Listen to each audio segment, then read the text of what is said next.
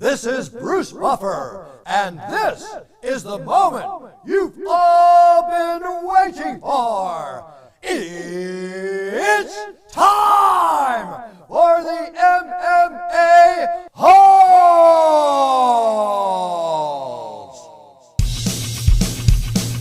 Mixed martial a-holes.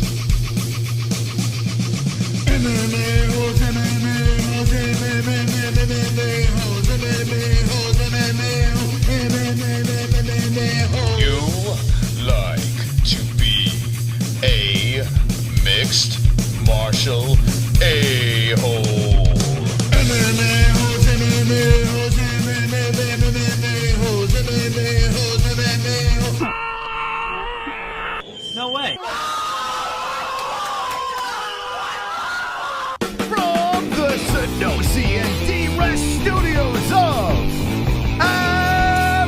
Arizona, last UFC fight week of the year, Paul versus Woodley 2, Eagle FC, and the return of Matthew Kline Kader on the MMA-Holes.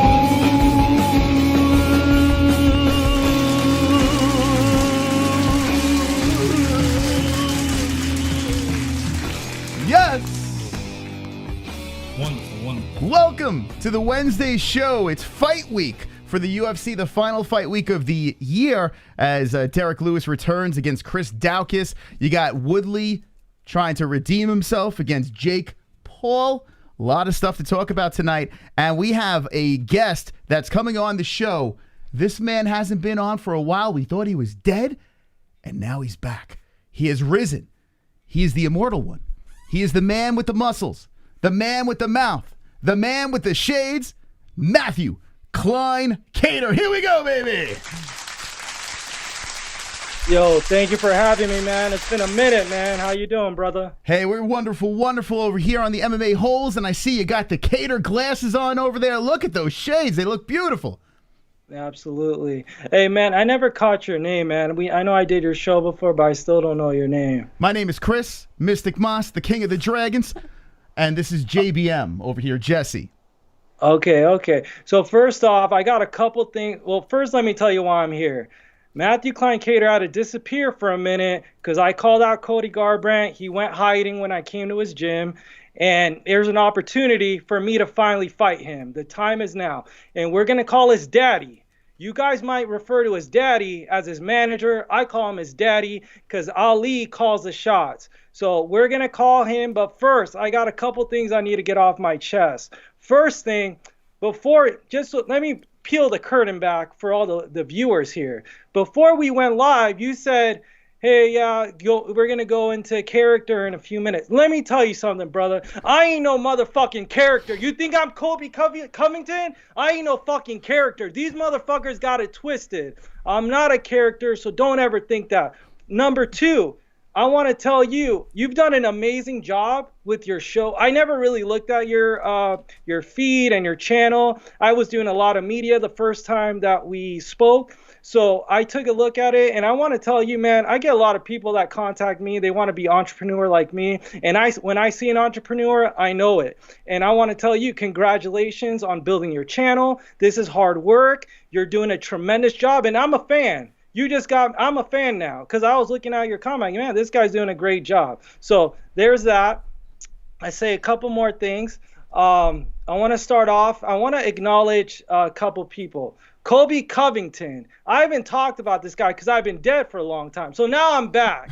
So Colby Covington, October 2017, you suddenly got a character. You suddenly got personality. What's the coincidence? June 2017, I call out Cody Garbrandt. I'm getting all this media.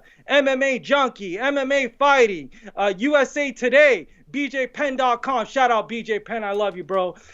And then suddenly you saw I'm making a name up for myself. I'm not even in the UFC, and you try to copy me. Remember when he was calling himself the Real World Champion? Where did he get Real World Champion? Go to realworldchampion.com. Do you see Colby Covington or do you see Matthew Kline Cater? Colby Covington, you're a mark. You're a clown. You go in, you want to talk to Kamaru Usman after the fight, and you're saying, hey, man, I'm just trying to build a fight. And then you do an interview an hour later, you're saying, nah, fuck him and this and that. You look like a clown. Keep it 100 all the time, bro. You look like a cheesy WWF wrestler, okay? You suck. And if you want to fight me, I'll fight you. You're a clown. But I'm done with you. That's all I had to say. I know you're watching this, and when you want to be real, that's when people will be a fan of you, okay? Number 2, Jack Paul.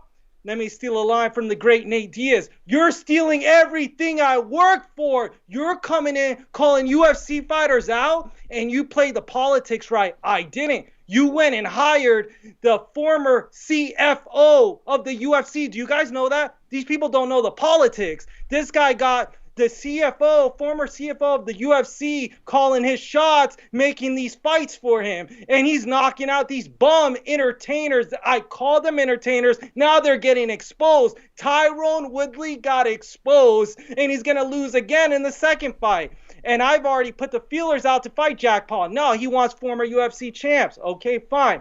Now, the reason I'm back, Cody Garbrandt just got knocked the fuck out again, and people are saying TJ Dillashaw stole his soul. No, I stole his soul. When I went to Sacramento and he's hiding in the closet, and I walk out and people are chasing me down, and suddenly he appeared out of nowhere. Do you know that's karma? He knows he hid from me. He knows what I would do to him. He called me out. I didn't call him out. So all the UFC fans can hate me, but your boy Toy called me out, and I'm a man, and I showed up. You guys don't fucking call it. I ain't no troll. I showed up to fight the clown. So don't get it twisted. You guys better recognize there's only one Matthew Kline Cater. All these clowns trying to fucking copy me. They're trying to get their material from me. I built this shit. I made this entertainment. Now UFC fighters want to fight YouTubers, bodybuilders. Come on, let's go, baby. I'm the real champ. I've been boxing since I was 3 years old. Just because of my family circumstances, I couldn't go do it. But I'm ready. You want to give me the fight? Let's go. You want to do it in the streets? Let's go. You want to get paid for it? Let's go. I'm here. You motherfuckers know this.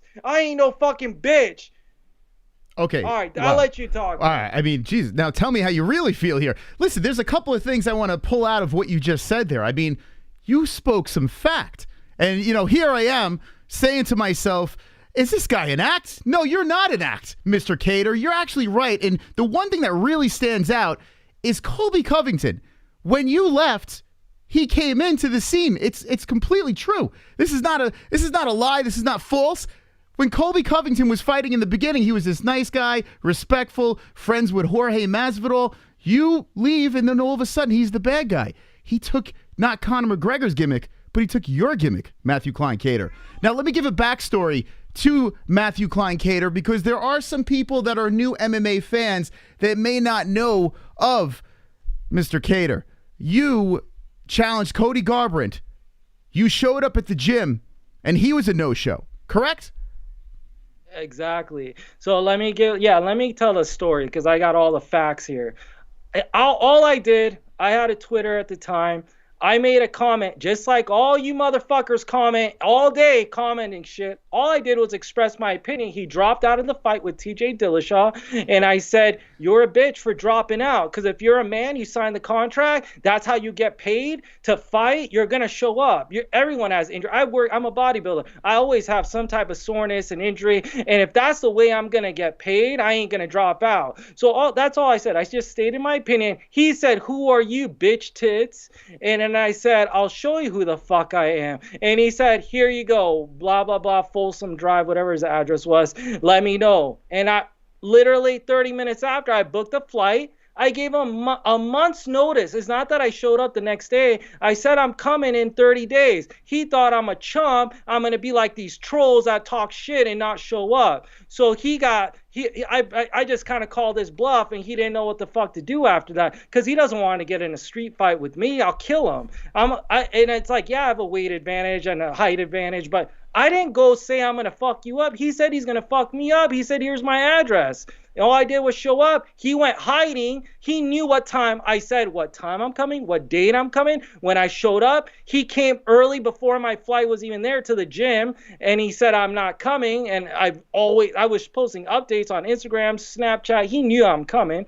He disappeared the second I got there. I get out, I'm walking out, and suddenly I'm getting almost jumped in the parking lot by a bunch of fighters. And the plan was for them to get me in the parking lot and him show up inside the gym and say, I'm here, where you at? And I didn't know that he went back to the gym as these guys are trying to get me in the parking lot, and I left. And I found this out later on as I'm leaving, that he went back to the gym and he knew I'm going to get jumped in the parking lot and he wouldn't have to fight me.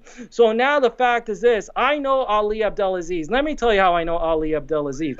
If you don't know who Ali is, he's one of the most powerful managers in MMA and specifically the UFC. I live in Las Vegas. Ali lives in Las Vegas. And I don't know, this was probably 2015. Yeah, 2015. I was gambling at the ARIEL. We're playing blackjack, and I recognized him. And I was like, yo, are you an MMA manager, right? He goes, yeah. I say, Ali, right? He's like, yeah. And then we just started talking. And let me tell you, Ali's a super nice guy. I got nothing bad to say about him.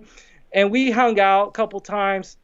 I wouldn't say we're friends. We're cordial. We hung out a couple times. We've gambled. He invited me when he was running World Series of Fighting. He gave me front seat, cage side tickets. Super, super nice guy. And after the Cody Garbrandt thing, our relationship kind of soured. It didn't go, like, we weren't on bad terms during that, but, you know, that's one of his clients. So he was, of course, going to back his money.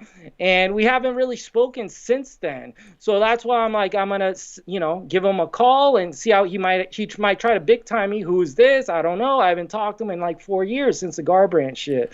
But Cody Garbrandt, one more thing. Let me add this.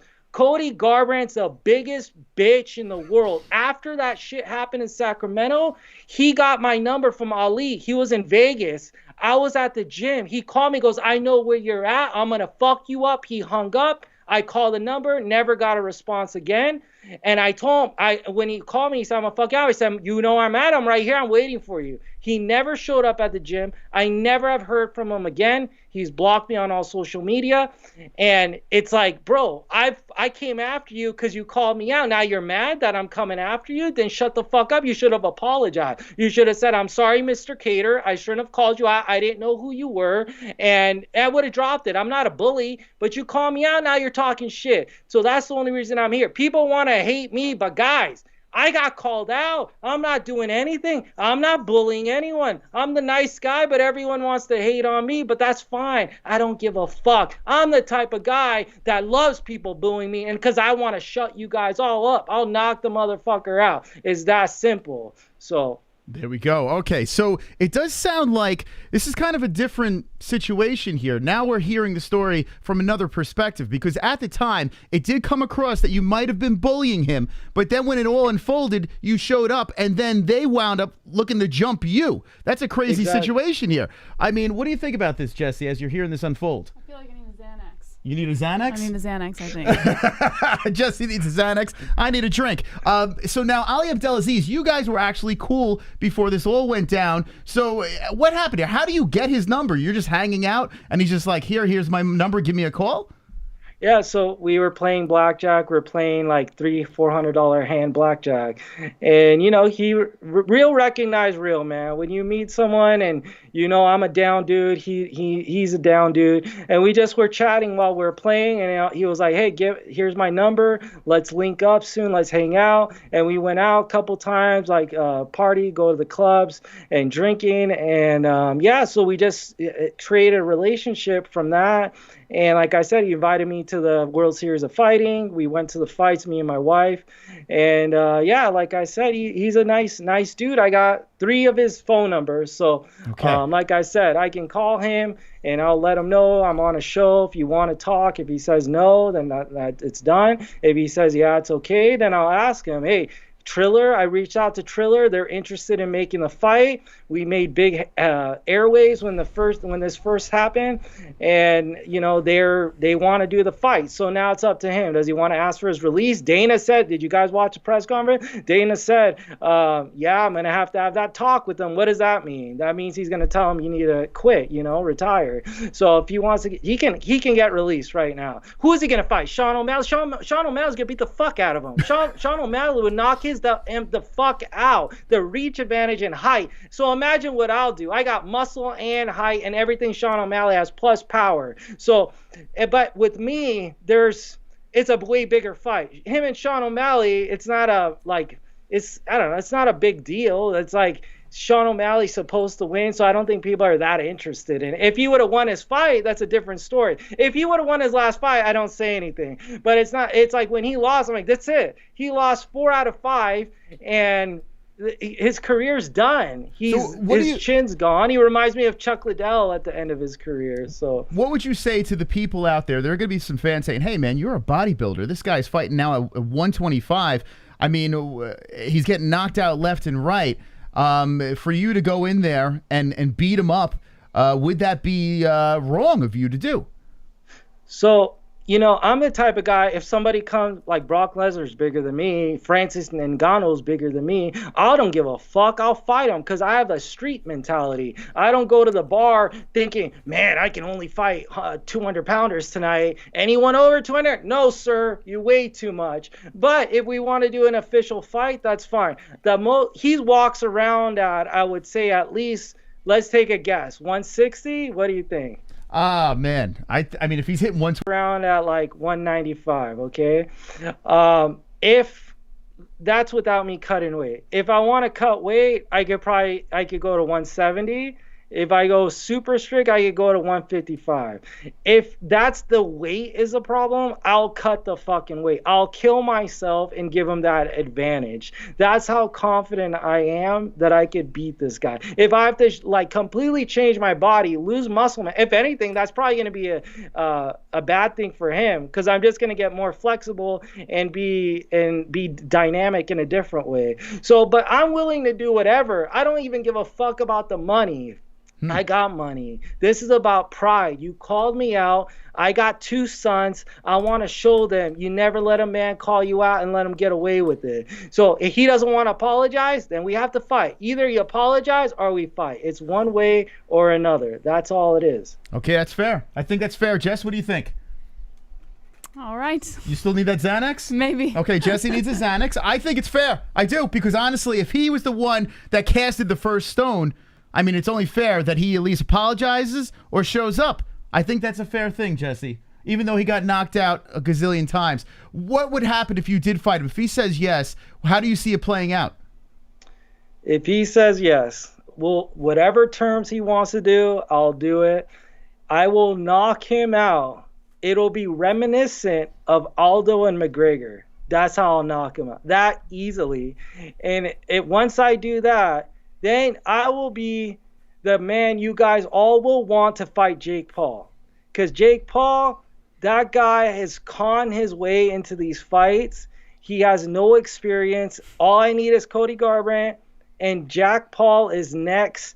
This guy is a fraud. And if you guys hate me, how do you like him? He's an outsider coming in too, and you guys are paying for his pay-per-views. This is what doesn't make sense to me. He's the same fucking outsider as I am. If anything, me and him should be fighting 2 outsiders. We got no business fighting UFC people. I'm telling you how it is. I have no business fighting anyone. But Cody Garbrandt called me out. I'm not trying to fight anybody else. Okay. And after Cody Garbrandt, it should be me and Jack Paul, me and Nate Robinson. Throw us all together. We're in the same fucking division. You get what I'm saying? Do you not agree with that statement? I'm with you, man. I love this. I eat all this crazy stuff up. I'm into it. I'm into Triller. I'm into all this stuff, man. Having Metallica playing, people fighting. I'm in. Listen, I'm the first one to buy the ticket. Jesse, I don't know. She's playing with the baby right now. But there is some, if you're just jumping in, we're with Matthew Kline Kader. This man went viral all over the place, showing up to Cody Garbrandt saying, hey, man, you're going to call me out? I'm going to show up. And Cody Garbrandt was a no-show. So here, live on the show, Matthew says that he's going to call up Ali Abdelaziz and let's see if we can straighten this out. What do you say, Matthew? Yeah. Is it time to do this? Yeah, let's do it. Okay, here we go. I'm very excited right now. Matthew Kline Kader on the show. He's calling Ali Abdel Aziz. Let's see if he ducks him like Cody Garbrandt did. Let me tell you one more thing before I call him. Okay. I'm the biggest fight fan. I respect all the fighters. I'll tell you that. But one thing I said was, this is entertainment. Just because you're in the UFC does not mean you're the best fighter in the world. Tyron Woodley got exposed of that. Tyron Woodley was just a champion a couple years ago. Why is he losing to a novice? Because it's what I told you guys. Wouldn't it be a novice? It's a novice, though, not novice, right? Novice. Yeah. Novice. It's all right. Yeah. No, I just want to help you. So, okay. So he's losing to a novice, and to me, he got dominated. I mean, he didn't get knocked out, but that guy shouldn't be. He won the decision, you know? It's a big deal. So it's embarrassing to the sport of the UFC. I hear you, man. Listen, this is amazing, Jesse. You guys still there? Yeah, we're here. We're listening. We're excited about this. One's in the chat if you want to see Matthew Kline Kader. I'm just processing everything, you know? Jesse wasn't around for the first run of this. I was around. I was not here in studio, but I actually was around. Yeah, I was around for the whole thing. All right. This is exciting. He's back from the dead, Matthew Kline Kader. This is very good stuff here. And now he's frozen. This is quite the picture that we have. Okay, he's calling. This is a terrible time for the vid to buffer over here. Try calling him back. Is he trying to call him on Skype? That'd be amazing if we have a three-way on Skype. But it looks like we got him frozen up. All right, let's try to get Matthew Kline Kader on the horn. Wow. Whoa, what a cliffhanger right there. Ellie, you're about to witness something. This is amazing. Ellie, you are definitely in for a treat. All right, let me try to call him back here. It says we're still on the line with him. I think what he tried to do was call while he was live, and then it all... All right, hold on a second. Let's call him back. I'm so glad he's alive. We thought he was dead. Okay, let's try to get him back on here. One's in the chat, baby. You fired up. Okay, we got him back on the line here. Looks like we glitched out for a sec. Sorry about that. All right, you guys ready? We're ready. We just need if you could pop your video back on. Oh, okay. It's very exciting. I'm on the edge of my seat right now. The chat is completely erect. Their pants are off. Hit the like button, chat. Share this video because, I mean, listen, this is a big deal. It's a big deal. Big moment on the MMA-Holes.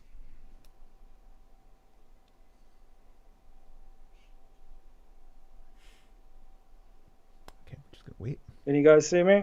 Yep. The service you are attempting to use has been restricted or is unavailable. Okay, first number didn't work. This guy probably changed his number a couple of times. So he had. Oh, I got 3 numbers for him. Okay. Can you guys hear that? Okay.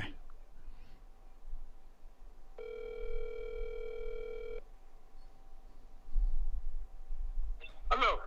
Ali. Who's this? Salam alaikum, Ali. Alaikum salam wa rahmatullah. How you doing, bro? It's Matthew Kline Kader. Matthew Kline Cater? Yeah. Okay. How I know him? Remember the bodybuilder, Cody Garbrandt? What's up, my man? How are you? Hey, bro. Is it okay if I have you on my podcast real quick? Brother, I'm in meeting dinner. Okay, can I call you later? Brother, I'm not sure when I'm gonna be available. Well, can I just ask you about Cody Garbrandt? All right. You guys hear that? So I'm assuming he's not interested. It sounds like that's unbelievable. Yeah. Oh my God. Well, I'll go at him on social media, try to get him to react. I know how he is. He'll text me. He did this shit last time. He was pissed when I called out Cody. And he was pissed in the beginning. He's like, man, what are you fucking doing? This and that. Then later, he's like, after the whole thing was done, he's like, I'm happy it's done with. I wish you the best, this and that. So, I'll go at him on social media, but where is he going to go? He's going to get cut. Who's he going to fight? Who's he going to fight? Nobody. Is there even a fucking weight class out there for Cody Garbrandt outside the UFC? Is there a 135-pound weight class? Kevin Lee just signed with Khabib's fucking promotion. He's gonna fight. He wants to fight Diego Sanchez. So that's where we're at in this world right now. It's crazy, man. Yeah. Well, the future. I was hoping that Garbrandt would get the win at 125. I wanted to see him bounce back. I really did. And to see him get battered around at the lower weight class, the future in the UFC does not look very good for Cody. Now, there are options, like you said. There's the bare knuckles, the trillers, all that stuff out there. So there's ways for him to still compete. But now that I have you on, I think you're the answer. I really do, Jesse. I mean, I can't think of anyone else but you. I want to see this. I was throwing Sean O'Malley out. I said, feed him to the clown. That's what I said on the last show. Feed him to the clown was my exact words. And that's what would happen, right? I mean, you're in agreement that Sean O'Malley would take out Cody Garbrandt? Yeah, absolutely. Sean O'Malley will destroy him. And I mean, dude, Cody Garbrandt just got knocked out by a 5'4" midget. 5 foot. That guy's tiny. And I thought, listen, as even with the beef, I thought Cody Garbrandt was gonna win. So it's like, I was like, because he was so confident during the press conference, he was laughing at the guy. How are you going to laugh at someone and get knocked out by him? You know what I'm saying? So to me, it must have been overconfident. I thought he was just confident. That was just overconfident because this little dude just knocked you out. Like, my dick's bigger than this kid. That guy's tiny, man. Now, I want to address something really quick. There are some people in the live chat right now that are claiming that that was not Ali Abdelaziz. Is there a way to guarantee to the people that that was him? That's 100% him. I mean, did you guys not hear his voice? I mean, I thought you could hear it good. The accent was pretty clear. Yeah, it sounded like him to me. I'll say this. Okay, I'll ask you this. Where's Ali from originally? Do you know? I'll tell you if you don't. Well, I know he's Muslim, but I don't know exactly where he's from. Well, I'm saying he's from New York. So his number is a 347 area code that I call. I have 3 numbers for him. That's the number I call. I'll post shit. I'll go after him on Instagram now, and I'll get him to call me. He will call me because he doesn't like to be antagonized. So once I get on him, I know how to fuck with him. If he wants to fucking play games, he doesn't want to talk to me about it, now I'll go at him. I was trying to be respectful. Like I said, we don't have any beef. Even though he talked to me, he was talking to me respectfully, but then he hangs up on me. It's kind of a bitch move. So that just kind of shows me his true colors, you know? So I don't know if he got scared because I said, do you want to be on the podcast? Like when I'm recording him. So that's a possibility, but we'll see. I feel, honestly, he will talk to me.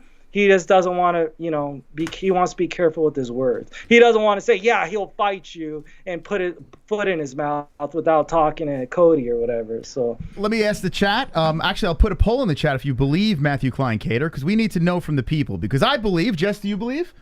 I believe. Okay, I'm going to put in the chat. Is it true?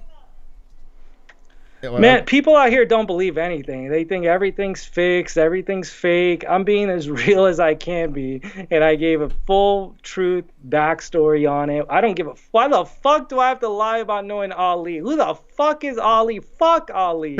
Fuck him. And he just hung up on me. So fuck his ass. Like I said, I was trying to be nice about it. So what we've known from Ali, there have been fighters that said we can't do the show because Ali has handcuffed his fighters. We've had him personally say it to us. Ariel is having the problem as well. There are a lot of media members that are having this problem. So in that aspect, wait, he has a beef with you guys too? He just doesn't want anyone doing media unless it's TMZ. It's crazy. Or ESPN, TMZ, and we work with ESPN. That's the funniest part. But we can't get those Ali. The only one that strays is like Kayla Harrison, and Derrick Brunson's another that strays. But I have the chat. I thought HELWANI was the only one, so that's interesting. Yeah, he's out. That, yeah. So since we haven't had you on in a while, talk to me about this death. I mean, we were all heartbroken. I mean, we were. Yeah. So let me tell you guys why that happened. So when this Cody Garbrandt thing happened, this consumed everything. Like I stopped doing focusing on my business. I was creating content for this, trying to build this fight up. And I knew it was a long shot because he was a UFC champion at the time. But I'm like, hey, if we sign waivers, we could do a spar. Who said we can't spar? Just call it sparring, right? And I was like, maybe we can do that. Do it in the gym. He wants to street fight me. Let's do a street fight. Whatever the fuck he wants to do. So I was consumed by this. And then after it didn't happen, I'm like, well, where do I go now? We didn't get the fight. Then I did a call out of Conor McGregor. That got headways. I got on sportsjoe.ie, one of the biggest media outlets in Ireland. Guys, Google bodybuilder Cody Garbrandt, bodybuilder Conor McGregor. All these articles will pop up on Google. And then when that didn't happen, I was like, you know what? I need to get out of here because now it's just stupid. Like, the fights aren't happening. I can't just go over here making content and, you know, and there's no realistic way of this happening. So I was like, I'm dead. Matthew Kline Kater's dead. And I was like, I'll come back at the right time and make an appearance. And, you know, after everyone has forgotten about all this stuff. So that's why, you know, I'm back. I'm back with a vengeance. And now I made this stuff where Jake Paul and social media fighters or people, influencers are getting fights. I was that. It sucks that what me and Garbrandt happened in 2017. There's so much has happened since then. If Triller was around then or these other companies, man, who knows what would have happened. I had an opportunity there, you know. So every day I think about that, like, fuck, these promotions weren't there at that time. These freak show fights weren't happening at that time. Now it's like, this is the time. He has lost. He's gonna get cut. Let's make the fight. This is interesting. There's a backstory here. It's not a fucking act. It's not Colby Covington. God, they fucking hate all these phonies. I'm the realest motherfucker out there, and I'm always keeping it 100. This is the time for this fight. I'm gonna go after Ali. He thinks I'm done with him? He's going to have to change his fucking numbers now because I'm going to go after him. I'm going to call him again tomorrow. And I'll fucking record his ass myself. And I'll keep calling him. And I want a response. I want Cody Garbrandt. That's it. Now, you brought up Colby Covington again. Say if this falls through with Cody Garbrandt, and he's just not responding to this anymore. He's all donezo with this situation. Would you go after a guy like Colby Covington? Is he your next on the hit list, or are you going straight to Jake Paul? What's going on next? What would be the backup plan?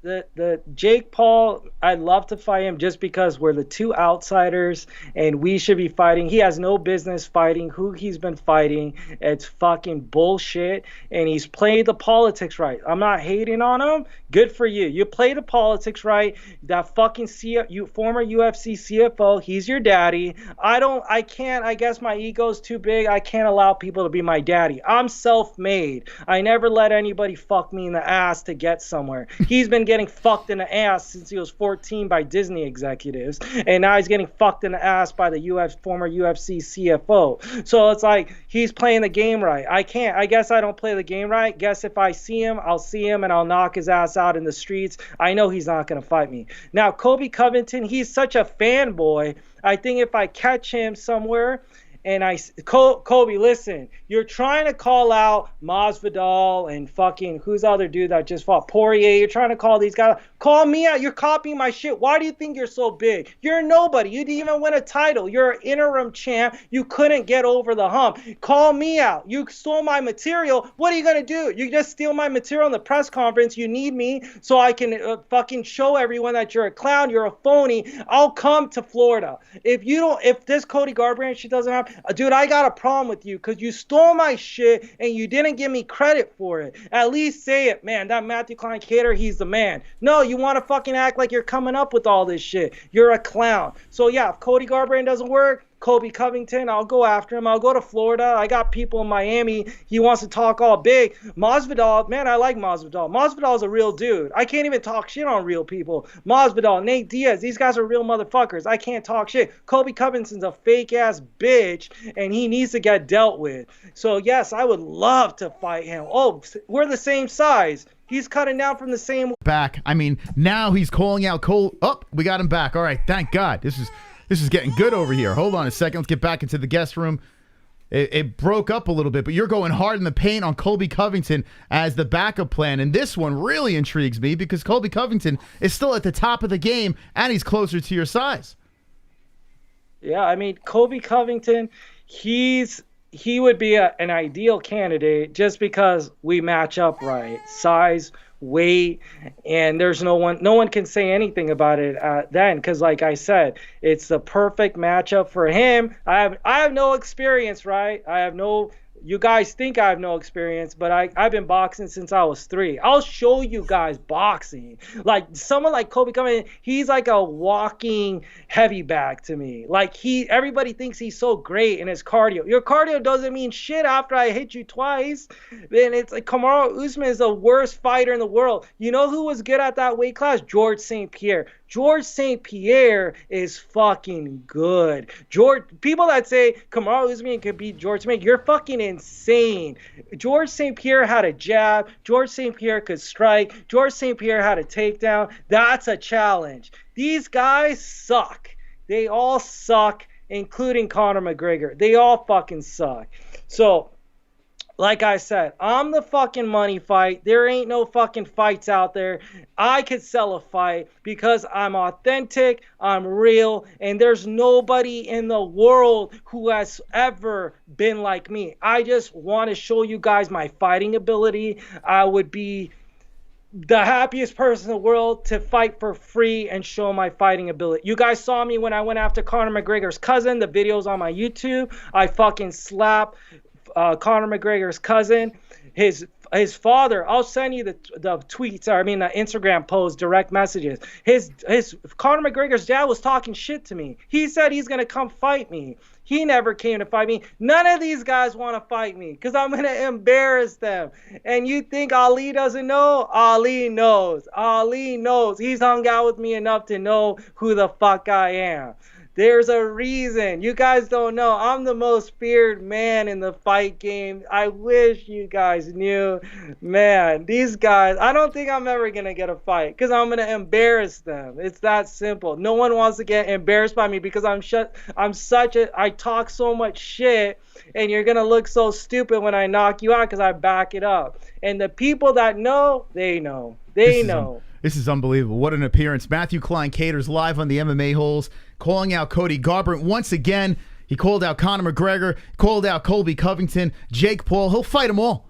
Bodybuilder extraordinaire. This man is ready to rumble, and I'm ready to watch. Where do I sign up for a Matthew Kline Cater fight? Jesse, as he calls out Cody Garbrandt, Conor McGregor, Jake Paul, which fighter would you like to see him fight the most? Jake Paul. Jake Paul, okay. Yeah, 1,000%. Jesse likes the Jake Paul. And I have to be honest with you, that's a good one right there, right? Yeah. Because Jake Paul is the YouTube guy, right? Yeah, YouTuber versus bodybuilder. How perfect is that? You know what I'm saying?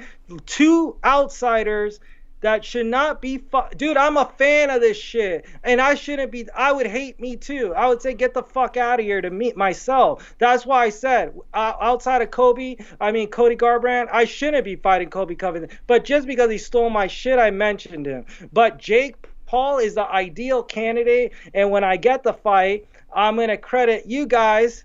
I'm like I said, I'm a big MMA-Holes guy. I'm gonna go in there and let them know.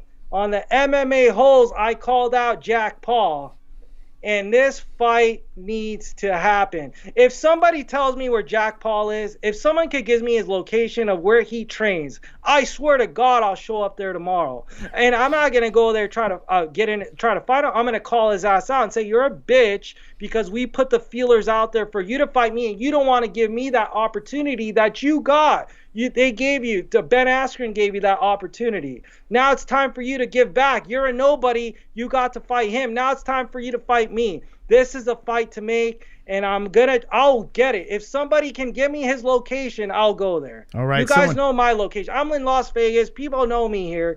I ain't hard to fucking find. Immediately DM Matthew Kline Cater the location of Jake Paul. We need to make this happen, and you can follow him at The Shallow King on Instagram. And he's got a podcast out on YouTube too, right? You started a podcast again?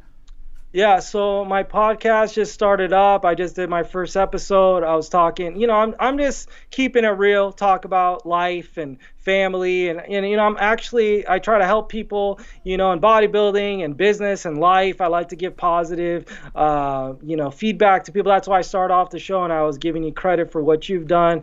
And you know, so it's not just over here I'm trying to fight people. That's not even who I am. Like, I got called out, I'm defending myself. I would love to fight, but I'm a deep person. I'm an entrepreneur, and I'm all about helping other people, because that's what life's about. It's not about how much money you got. I'm successful, I'm blessed, but I'm always trying to give back, and because that's what makes my soul feel good. And you know, so you guys check me out. I always answer fans, any direct messages you send them to me, I always respond back. Negativity, I'm not there for that. If you want to talk shit, come say it to me in person. I'm not there to argue with you on social media. I don't do that. So, but anyone that wants to come in and talk to me like a human being, reach out. Feel free to. If you want to hate me, I love it. Just watch it. Watch me fight. Hopefully I get a fight. And I love for you to be there and watch me dominate all these guys. So this is Matthew Kline Kader, man, and I appreciate you having me on. Like I said, you got a beautiful family there, so I wish you all the best, and hopefully we get this fight going. Before we let you go, I just want to take a couple of comments from the chat room, and I have one more question. Would you fight in bare knuckle? Would you ever do something like that? Yeah, so I actually got an offer from, I don't know, have you guys ever heard of celebrity boxing? Yeah, that's Feldman's brother, right? Yeah. So the guy from Celebrity Boxing, exactly, his brother runs bare knuckle. So Celebrity Boxing they offered me a fight, and I said yes. And I said, get me an opponent. And they had like Lamar Odom fight not Justin Bieber, some other like the clown version of Justin Bieber. I don't know, some other guy, the knockoff version. So I was like, give me Lamar Odom, let's do it. That fight didn't come to fruition, and he couldn't get me an opponent. Same situation. I was even advertising, I'm going to fight for you, and the fight didn't happen. So bare knuckle, I said, you know, I'm interested, and the problem is to put me into that environment, they need to have a fight that's going to sell. So they're afraid to, you know, have me come in and they can't sell a fight because I don't have fighting experience, right? So it needs to make sense. There needs to be a backstory there. It's all about, right now, it's all about selling fights, you know? So that's what I'm saying. The Cody Garbrandt, I talked to Triller, they're interested just because there's a backstory in the fight. I don't think I'll get a fight with Triller if it's not Cody Garbrandt. So he's heavily wanted here, and like I said, whatever the terms are that he wants, I'm willing to do it, because if I get that fight, I can have any fight after that, because that fight's I'm gonna build my name off of him. So, but yeah, like I said, I'm down for whatever, man. I want to get a fight. I did 2 street fights, and I don't know if you ever saw the fight I did with the fan outside the Mayweather Conor fight, but that was the last fight I did at Street Fight. I did see something that was released. People were accusing it of being fake, though. Was it the Irish guy?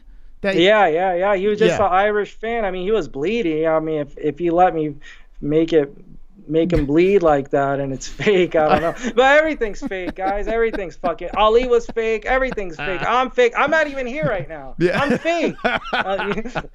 You're CGI. All right, hold on a second. All right, let's get some comments from the chat from Matthew Kline Kader. I'll fight that guy too. The guy they're saying in the chat. I don't give a fuck. Who wants to fight him in the chat?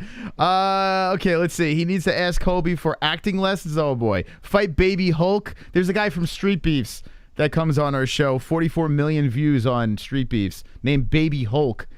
Would you fight a guy like that? I don't know who it is, but sign me up. Okay, you would fight Baby Hulk. Okay. Let's see. Get him on Street Beefs. He talks too much. I believe him. So Johnny Dean believes you. Thank you. Jason Knight. They want you to fight Jason Knight. Would you fight Jason the Kid Knight? I don't know who that is, but you just send me. I don't give a fuck. Just give me the location. Let's do it. Okay. Baby Hulk would kill this guy, Jason. Everyone's saying Jason Knight. He's the guy that fought Artem Lobov. He was in the UFC as well. Let's see. Ask the GoFundMe he made for funeral costs. Make anything. So they I never made a GoFundMe. If somebody else did that, I never do that. Okay. Felony Charles Bennett for the win. Do you know Felony Charles Bennett? MMA legend. Would you from fight? Pride, right? Yeah. Yeah, he fought all over the place. Yeah, we're friends with him. Would you fight Felony Charles Bennett? That'd be awesome, man. Fight a Pride legend? Shit. Imagine him and... Actually, we could probably make that fucking happen. We should get... Would you come on a show with Felony Charles Bennett and talk some shit back and forth? Yeah, absolutely. I could probably get him on right now. Should I call him? Should I call Yes. Hold on. Do you have a sec? You want me to try to get him on the horn? All right, hold on a second. Let me get... All right, hold on. I'll be right back. Hold on a sec. All right. It's calling Felony now. Do your children know about all of this stuff that's going on with you and Cody Garbrandt, Jake Paul, and all that? So my son's only 5. I mean, I have 2 kids. My oldest is 5. My youngest one is 1. So they're too young to know what the hell is going on. But it's like I really do want to fight Cody Garbrandt because it's all about principle, because of him calling me out. And I want to show my sons, you know, when somebody calls you out, you got to handle that. And I got to teach Cody Garbrandt how to be a man. He's not a man. Yeah. A man would never hide. Let's say the roles were reversed. I'm him, he's me. Somebody's coming to my gym to fight me. Man, I'll be at that gym 24 hours sitting in a chair waiting for him and say, motherfucker, the door's open. I'm waiting for you. I'm going to knock you the fuck out because I'm the UFC 135-pound champion, whatever the fuck weight class he was. And I'll be sitting there and I'll kill this guy. But he knows I'm not the type of guy you want to fight. And if I was him, I wouldn't be popping off to random people on Twitter because you don't know who the fuck you're popping off on that's going to show up and call you out on your bluff. He's a bad poker player, and he got called out by a better poker player.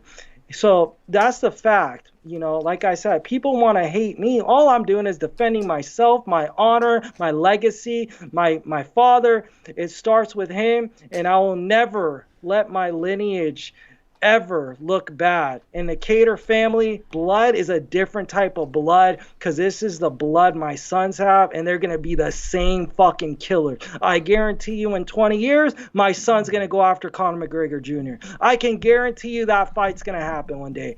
My son, Duke Capone Cater versus Conor McGregor Jr. Mark it. 2055, it's going to happen. All right, I try to get them on. They're the same age, both 5 years old, so it's going to happen. So, yeah, you have 2 sons, correct? 1 and 5. 1 and 5, right? I'm sorry, I just jumped in a little bit late. I try to get Felony on the horn, but he might be plowing some bitches. Okay, maybe we could work that out. Anyway, so 1 and 5 years old, huh? Look at that.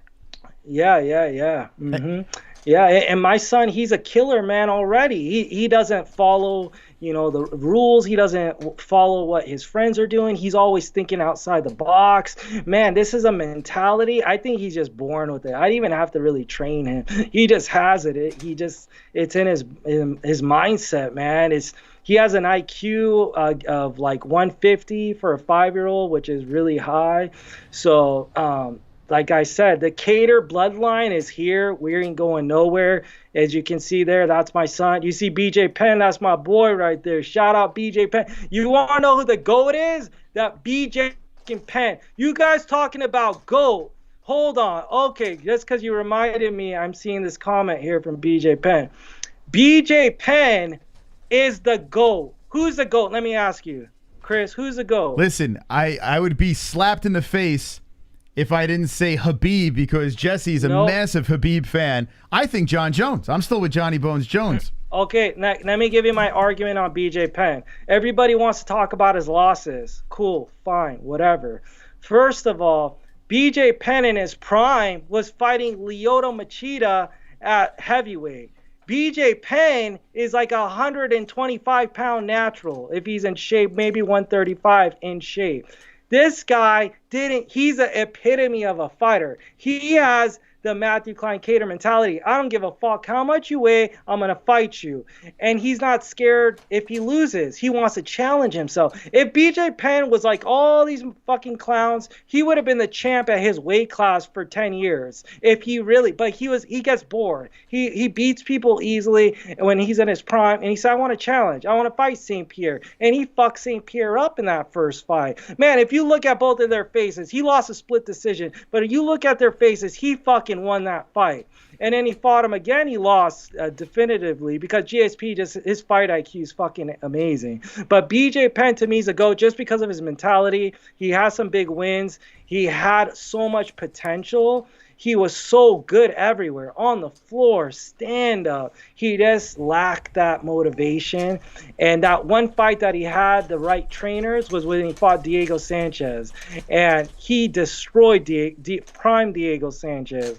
And so, in my opinion, it's BJ Penn. It's not just because of his wins and losses. It's because of his mentality. And what he did, he was the first double champ, you know, being a champ in 2 weight classes.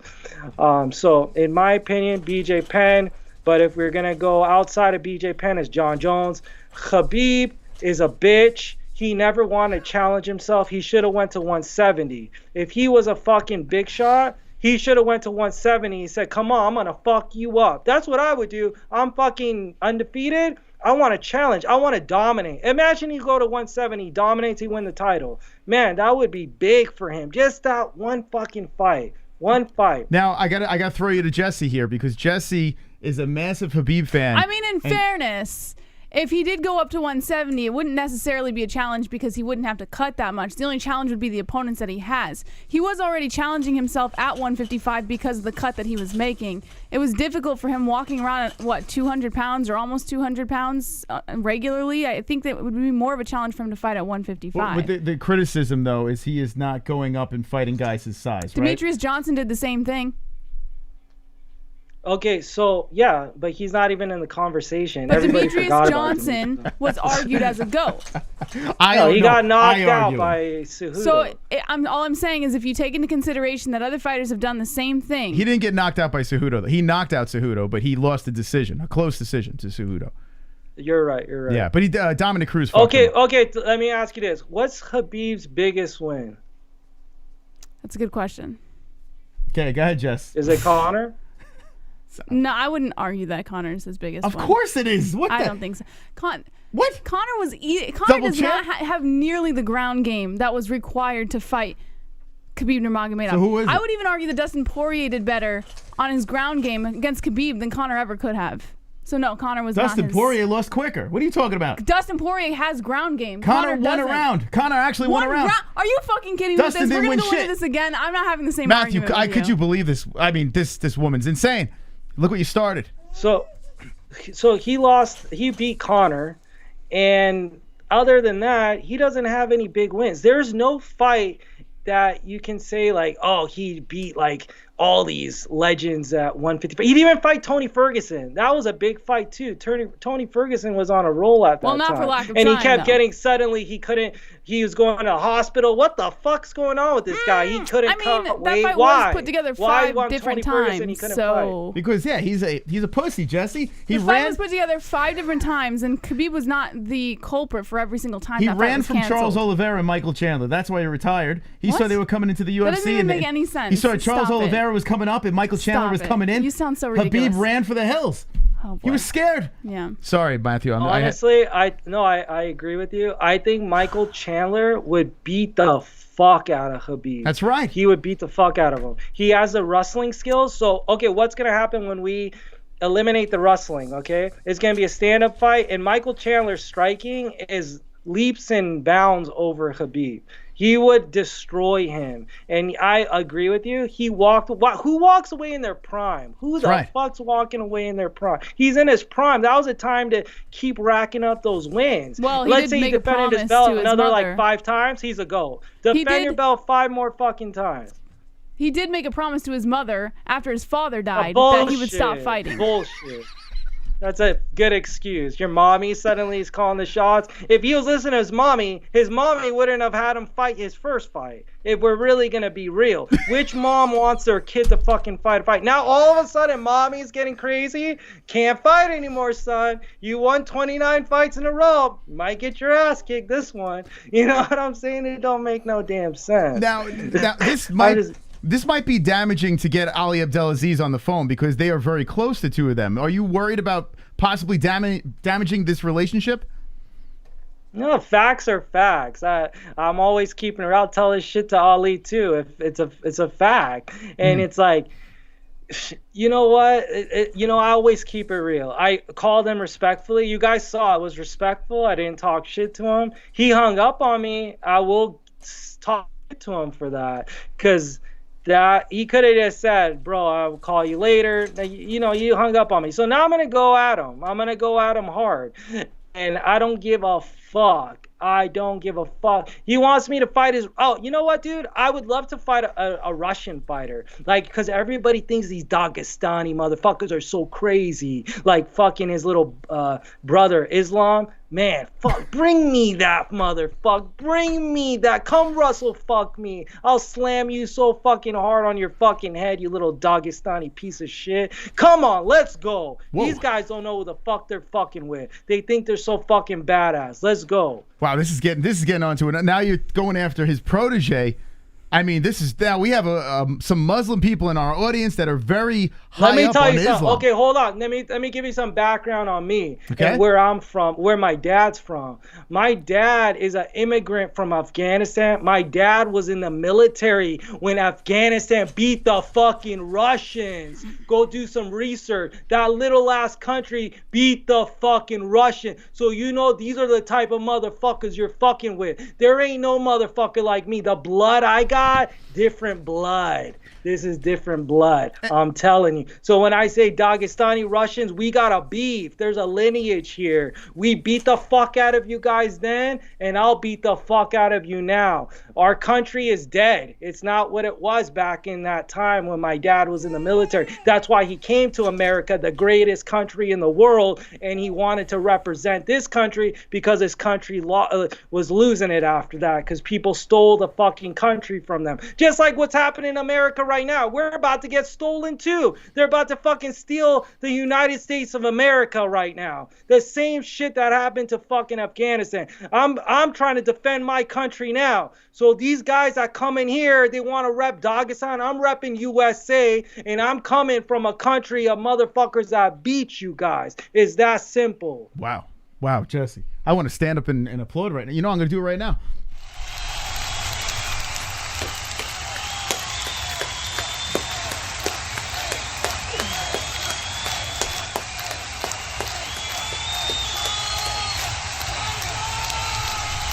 That was amazing.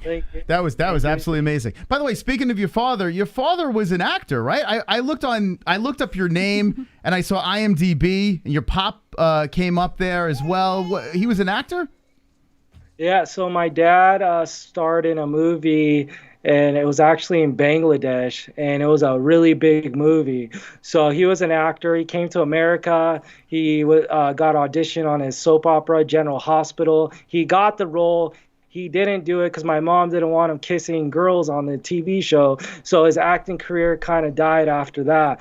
But my dad was an actor, and there's a clip in the movie he's fighting, and I posted on my Instagram. I should repost it. I posted a while ago. He's fighting in it, and he was actually doing the scene. So my dad was a big martial arts fan, big Bruce Lee fan. He would always come up to me and say, we're going to box. We start boxing. That's where I learned how to fight. Like 3 years old, man, I was boxing with my dad.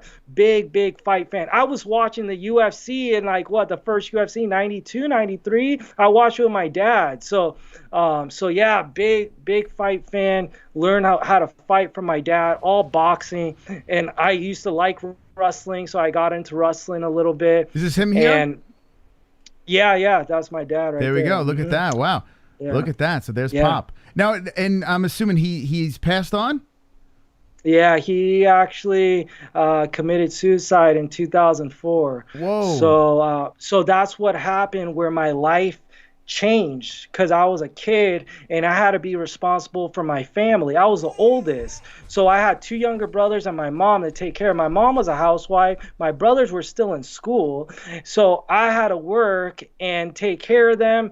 And I had dreams. I had aspirations. I want to be a fighter. I want to go into this spectrum.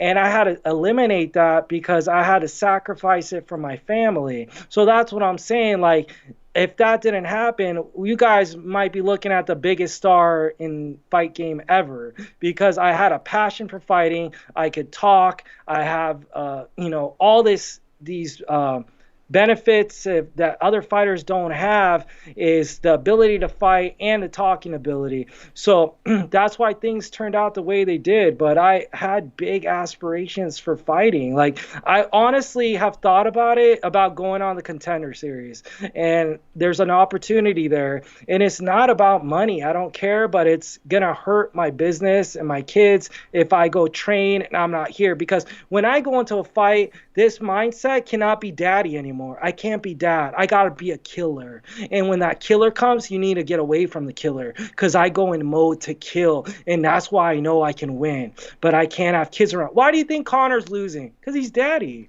He needs to leave his kids. What happened? Pre-kids, Conor was a killer. There's interviews. Conor has a mentality. There's interviews of him talking about Jose Aldo, and he's saying, Jose Aldo's here with his kids. I don't have kids. I'm going to kill this guy. And that's before he had kids in a family. And he was a killer. As soon as he has kids, it changes. Because you got to be dad. Dad, you can't be a killer and dad. You're either dad or you're a killer. And that's why George St. Pierre is the GOAT, because he didn't have a family. He didn't have kids. So that's why I speak so highly of GSP. I said BJ Penn's a GOAT, but that's because of BJ's mentality. But really, if we're going to talk wins and losses, it's GSP. He has no drug test failures. That's why John Jones is out. And before GSP, it was Anderson Silva. Anderson Silva ended his career horribly, so he's out of the equation. Also had a drug test failure. I don't really care about drug tests because I don't give a fuck if someone's on steroids or they're not. Steroids is not magic, guys. You got to put the work in. I can inject you fucking clowns.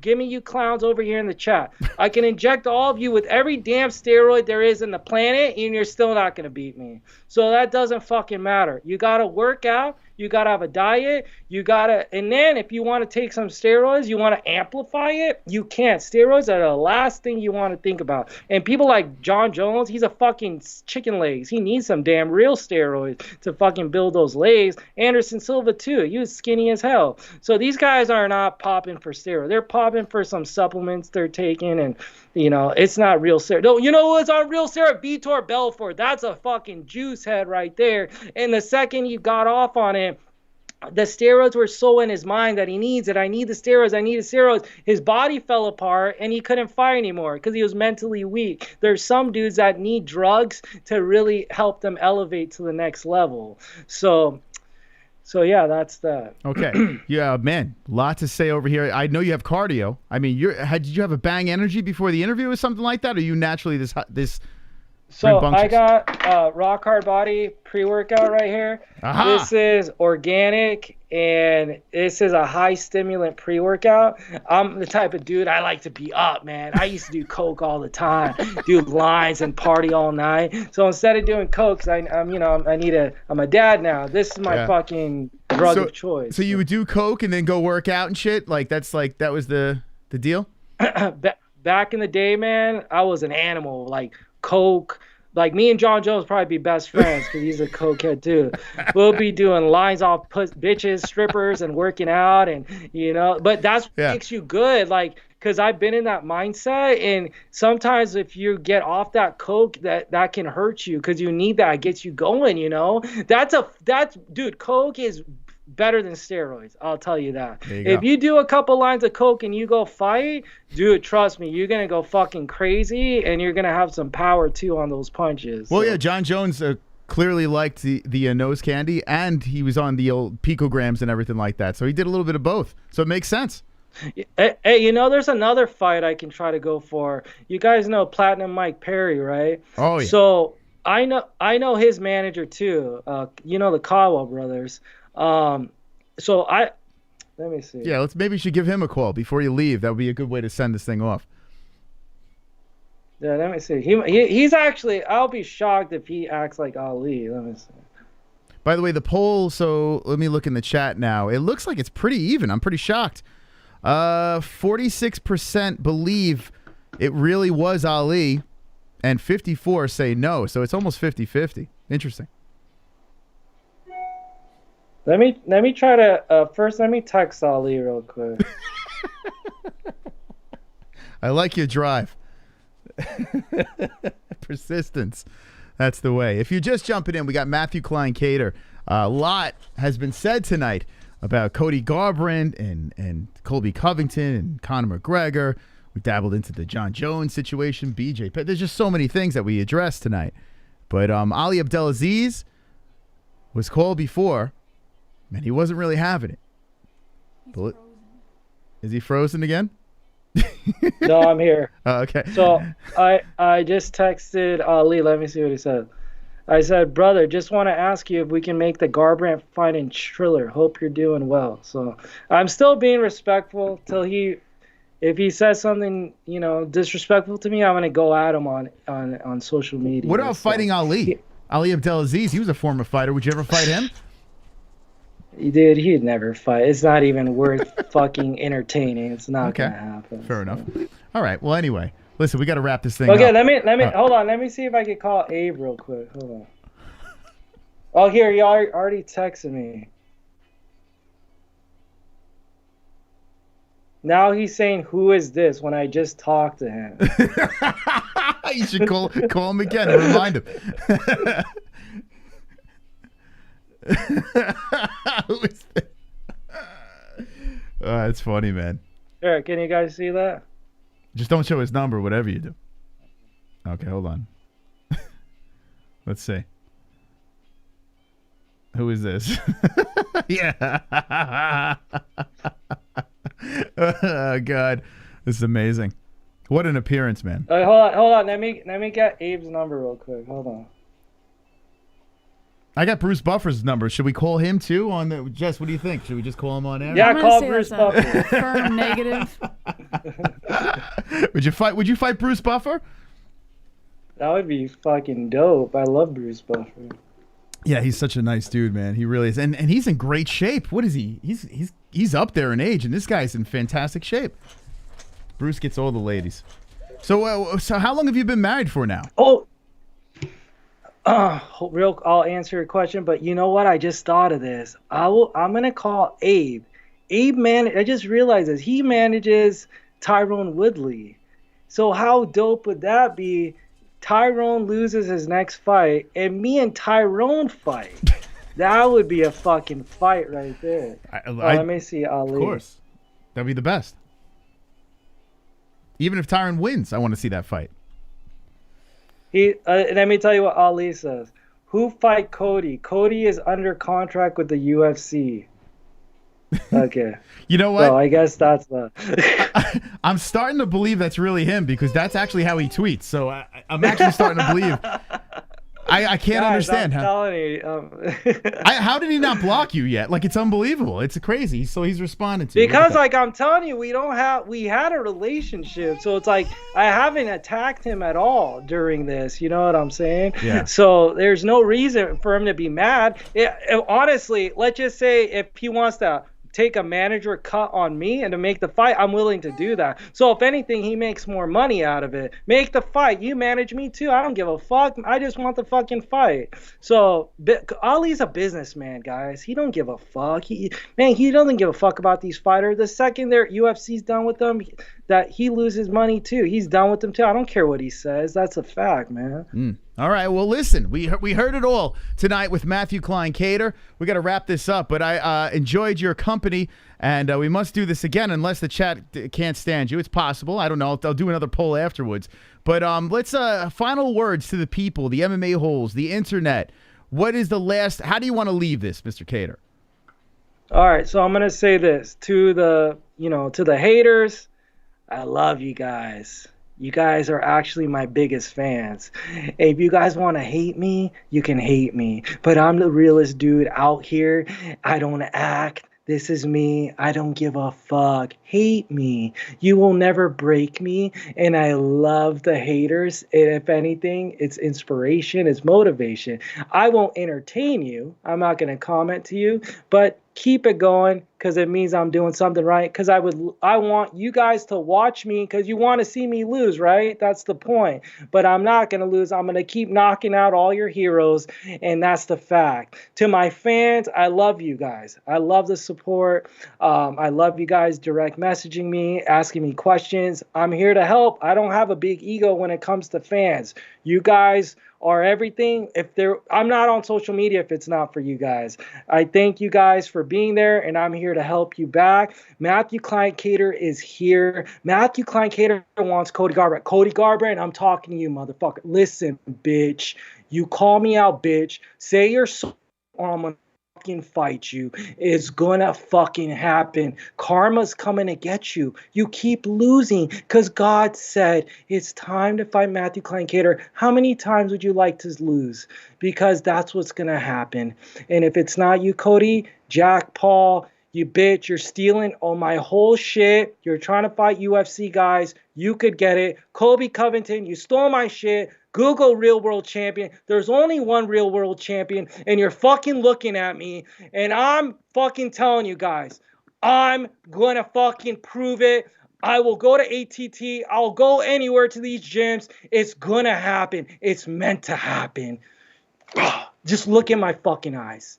Remember the name and the face. Matthew Kline Cater, the Versace wearing, got your girl staring. Hard body and overbearing, one of a kind, chiseled and outlined, the mastermind, the pinnacle of excellence, with the right hand that's so damn venomous, the man you want to be, the man your girl wants to see. What's up, Jesse? It's Matthew Kline Cater. I'm out. Thank you, Matthew. Matthew, oh my God. What an appearance once again. Matthew Kline. Anybody know of a mental health specialist who could maybe prescribe him some schizophrenic medication? You know, I was so excited when I heard the final line, like when he says the what was it, the epitome of excellence? What was it again? I can't remember that one line, but it delighted the chat the last time, and it just tickled me once again. Matthew Kline Cater, go give him a follow. Oh God, that was 2017. Jesus. Was that really 2007? Time's flown. We haven't spoken to that man in a while. There he is, Shadow King. Go give him a follow. It was good to have him back on the show. That's for sure. Could you imagine him and Felony at the same time? Yeah, I think it would be interesting. We should set that up. In any other situation, we're going to get to your donations in a second. I just saw them jumped in. In any other situation, I would have cut him off and you know, chopped up that interview, you know, cleaned it up a little. I just feel it's been so long since we've had him on. I just had to let him go. I just needed to let him go. And there was just bits of gold throughout as he's called out pretty much the entire UFC. Called up, if you jumped in just now, Matthew Kline Cater had Ali Abdelaziz on the phone, whether you believe him or not. I think I kind of believe him. I don't know. What do you say, Jess? Was that Ali? What do you think? Now that he's I do think that was Ali. I honestly think it was him too. Doesn't really have much of a reason to lie about that. And the way it was handled, I have a feeling that was Ali. Yeah. And debate amongst yourselves in the chat about that. We have also a poll that we dropped in there. Are you Team Cater? And 29% say yes. 70%. Well, I'm Team Cater. I'm Team Cater too, man. This guy's a superstar, for God's sakes. Let's get to the donations. Wonderful, wonderful. Oh my God. That's so funny. From the you can never contend, but I am 5'2" and I love you, but you would get your face over, get it. I think you make sense, kiddo. What about D-Res versus Matthew Kline Cater? What do you think, Jess? You want to see that?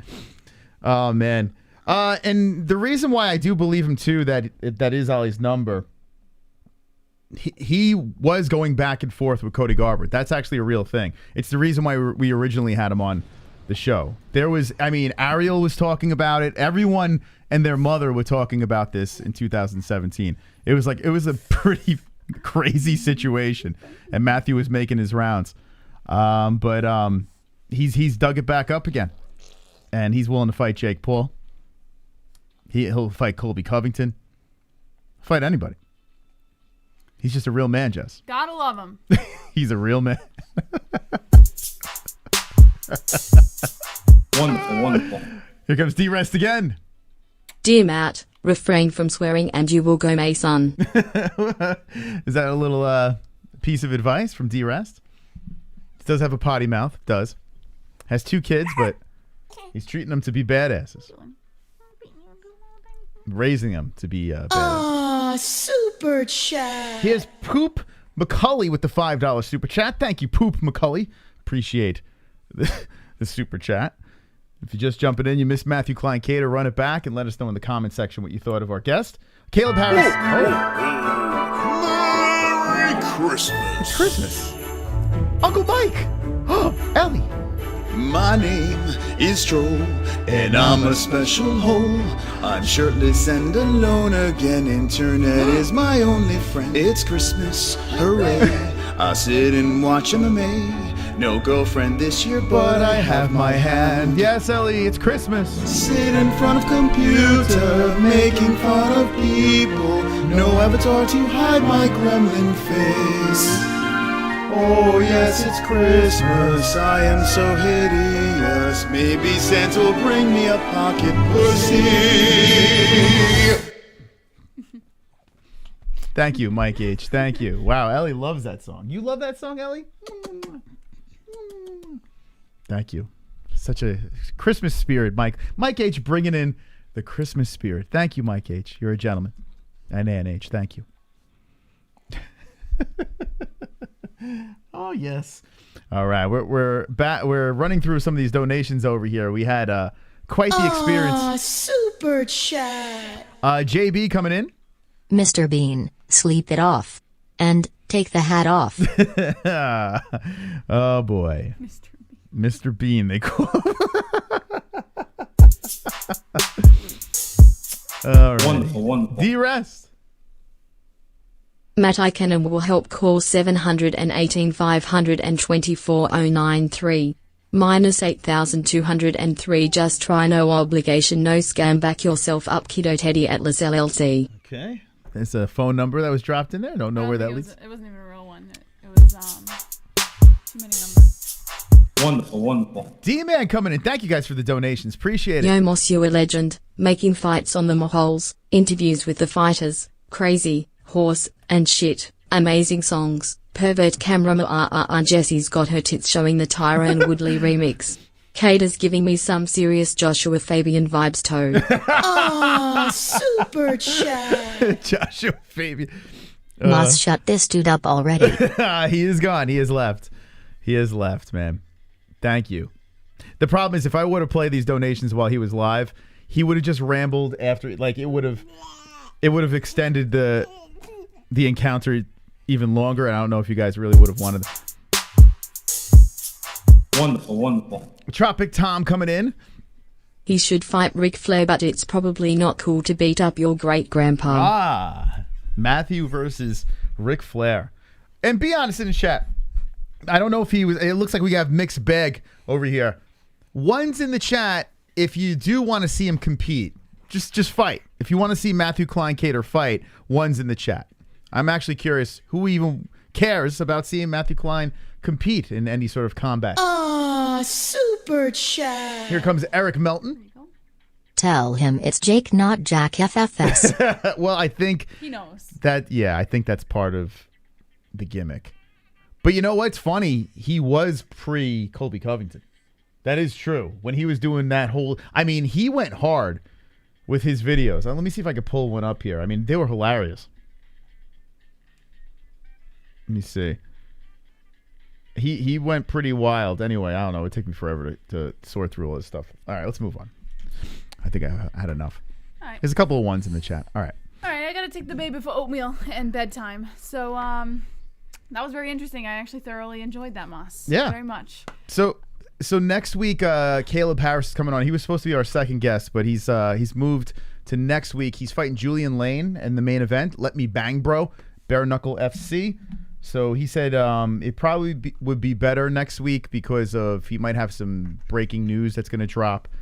So more Julian Lane, Let Me Bang Bro stuff. So we'll wait till next Wednesday for our friend, the Lionheart. And we'll see what happens there. Okay. And yeah, it was probably good that he didn't come on tonight because how do you follow Matthew Kline Cater? You don't. You don't follow Matthew Kline Cater. All right, so let's get into some news here. All right, guys, take care of yourselves. I'll see you guys on, actually, I'll see some of you guys tomorrow, but I'll see you guys on Friday. All right, before we get into the news, I want to thank our sponsors, as you see scroll throughout the show. I'm going to start off with Polymarket, who just jumped in back with the MMA-Holes. We jumped back in bed with Polymarket. They have something here that's spectacular, okay? We have ways to bet on fights, but here you can trade. There's daily trading going on over here, and you can go up and down, trade some money back and forth on fights, on politics, on basically anything at Polymarket. And if you use our promo code, it is MMA-HOLES.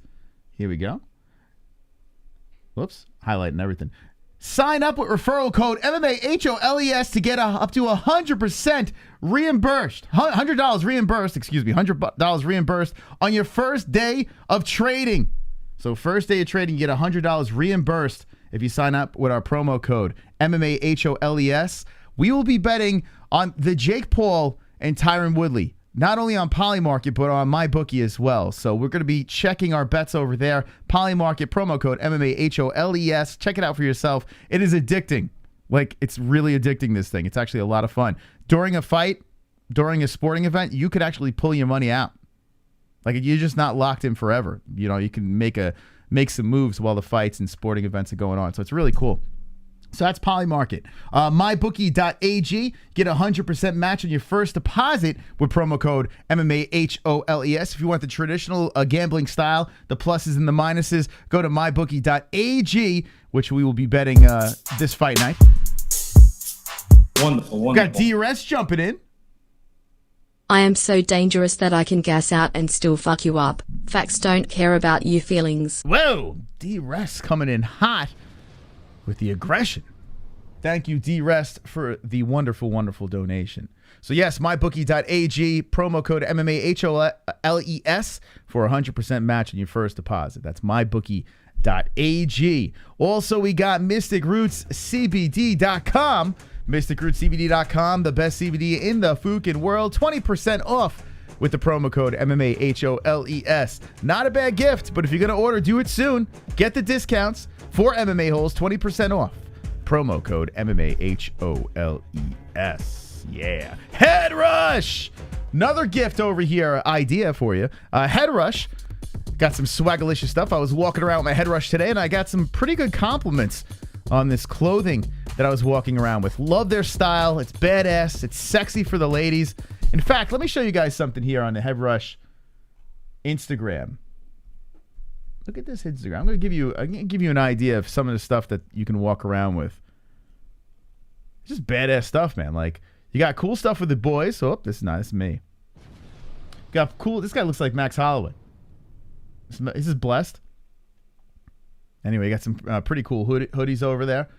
You got some. Oh, we got Mrs. Claus over there. Look at her.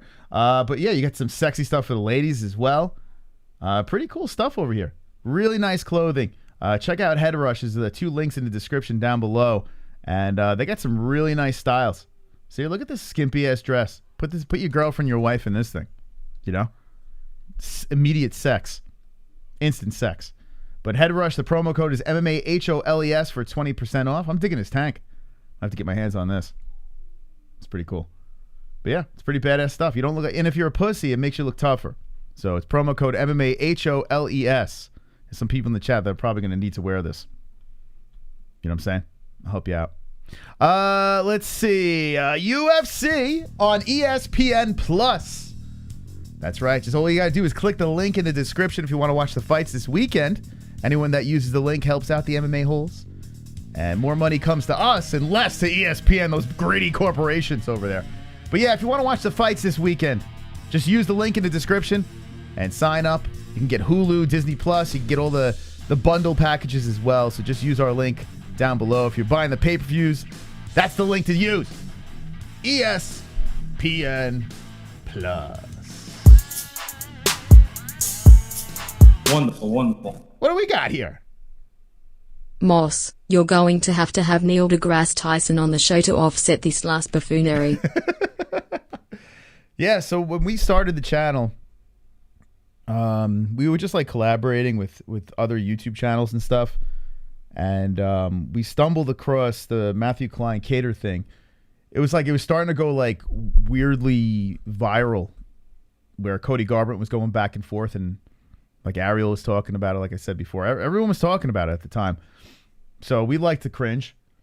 You know, Justine Kish was like pooping in cages and stuff, and we were like, we got to get Matthew on. And he had quite the appearance that time, and I think he's amped it up this time. I think he was fantastic. Some people don't like shit talking, you know, but he's willing to put his money where his mouth is, and he had Ali Abdelaziz on the show. So say what you will, but Matthew Kline Kader, he is quite the character. All right, let's look at some news over here. Actually, you know what I want to do? I want to look at some bets. Let me see what we got. Because this fight night is the last fight night of the year. So let's take a look. By the way, this poster for UFC Vegas 45, does it not remind you of like 28 Days Later? You know what I'm saying? That poster? Hold on. Let's see. 28 Days. Is that the movie I'm thinking of? I think it is. I'm typing one finger. Poster error. Jesus Christ. Hey kids, don't type with one finger. Right? For some reason, it's like a yellow version of this. I don't fucking know. Maybe not. What poster am I thinking of? It looks like some sort of zombie-ass movie. Anyway, let's get back over here. I don't know. Something about it reminds me of like some sort of zombie movie or some shit. Derrick Lewis is back fighting Chris Daukaus. Let me look at the odds on this thing. Daukaus on a nice. Oh, he's a favorite over here. Derrick Lewis takes 1 L to the champ. Did not look good. And then all of a sudden, boom, boom, boom, boom. You're now the underdog. 264, 6'3". Daukaus has been on some roll, man. Took out Shamil, Olenek, Nascimento, Parker Porter. I gotta say though, I don't mind putting money on the Black Beast.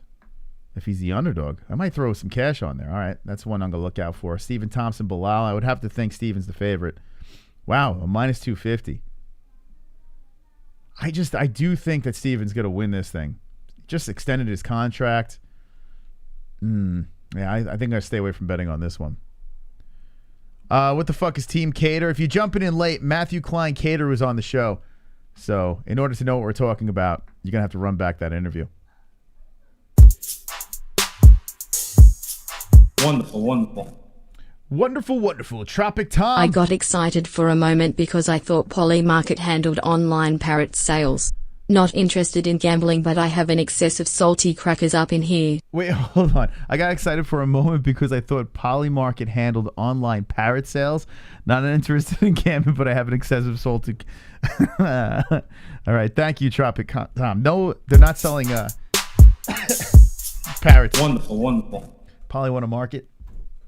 What would it take for you to stream for another hour, Moss? Demi. To stream for another hour? What would it take? Do the UFC dance party, and I'll take this. I'll fucking open up phone lines. Or if you want to do 500, I mean that's fine too. But UFC dance party would be. I would do. I would open up the phone lines then, if you'd like. That's it there. Thank you, T-Rest, for the donation. Appreciate that, man. Wonderful, wonderful. He is one of the best over there. Okay. Stephen Thompson, Bilal Muhammad. We spoke about that briefly. Stephen Thompson versus Bilal Muhammad. And like I said, I think Stephen Thompson's going to get the dub on this one. I feel fairly confident about it. But unfortunately, it's too lopsided for me to place a bet on it. So I'm not going to go on the minus 250 there. Amanda Lemos versus Angela Hill. You know what? I kind of want to stay away from the chick bets too. They kind of fuck me up. A plus 300 underdog. Oh. Lemos she's got the knockout on Ruiz. Souza, man, she's been knocking bitches out. You got the decision over here. And the submission. Nah, I'm staying away from this fight. Sorry, ladies. I am staying away. Asunciao versus Simone. Okay, here we go. Wow, Asuncia's on some skid, huh? I mean, he did get knocked out by Cody, which is kind of wild. I did not see that one coming. That was crazy. But Cody Garbrandt, the knockout, Corey Sandhagen, and Marlon Moraes, the Magic Man. That's probably the Magic Man's last win. Ricky Simone on a 3-fight. I tell you what, I kind of don't hate. How old is he now? Oh, man, he's almost 40. Shit. I was going to say, I kind of don't hate because Simone's not going to finish him. He's got that one submission, but I feel like he's like all decisions. And how did he lose? He lost to Font by decision, Uriah Faber, which was a shocker. I tell you what, this under kind of stands out. Asunciao, even though he's only almost 40. I feel like he's got, you know what? I kind of like this. Am I crazy for liking this fight as an under? A plus 220. This is one I might look out on. What do you guys think about that underdog there? I might pull the trigger on that. Diego Ferreira versus Garbrandt. Yeah, I'm staying away from this one. This one doesn't like. I needed to yell at me.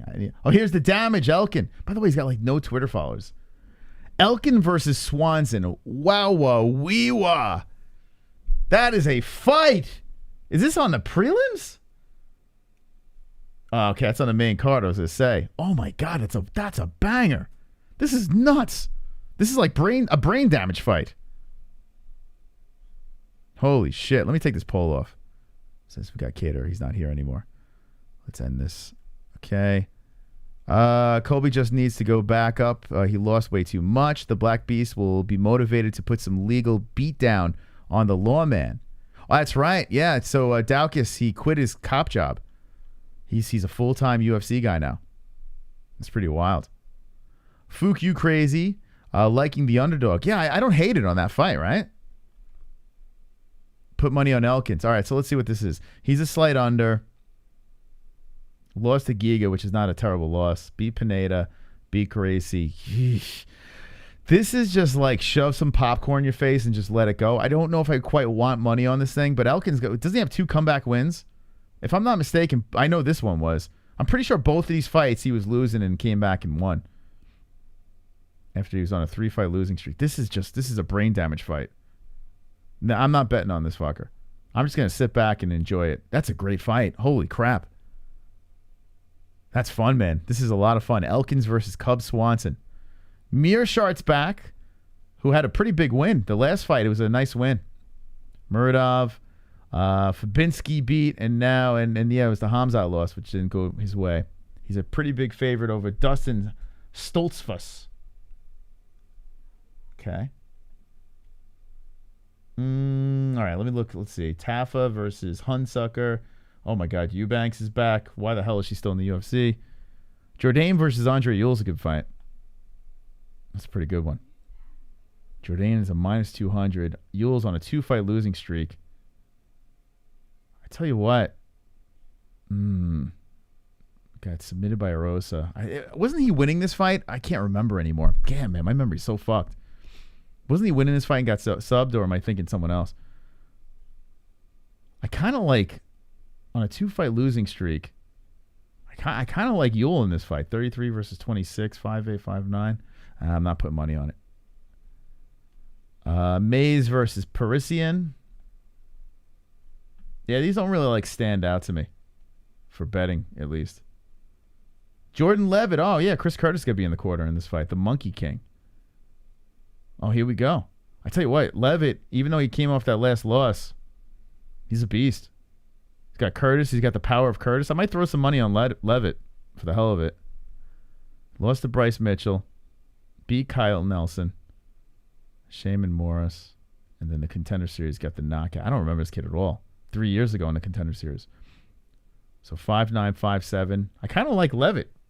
I might throw some cash on him just because he got Curtis in his corner. So.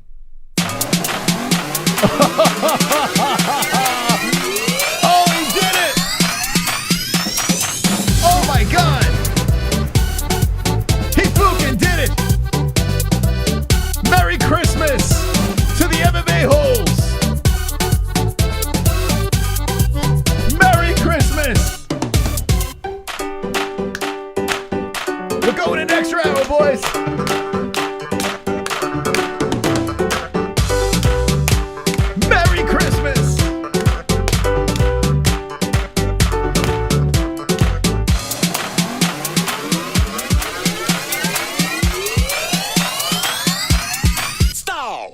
Send in the clown. Now, I don't think that was 2 joints. I think that was an imposter. But regardless of the fact, whoever the hell that was, my God, a Christmas miracle. We're going to go another hour. We're going to do it. We're going to fucking do it.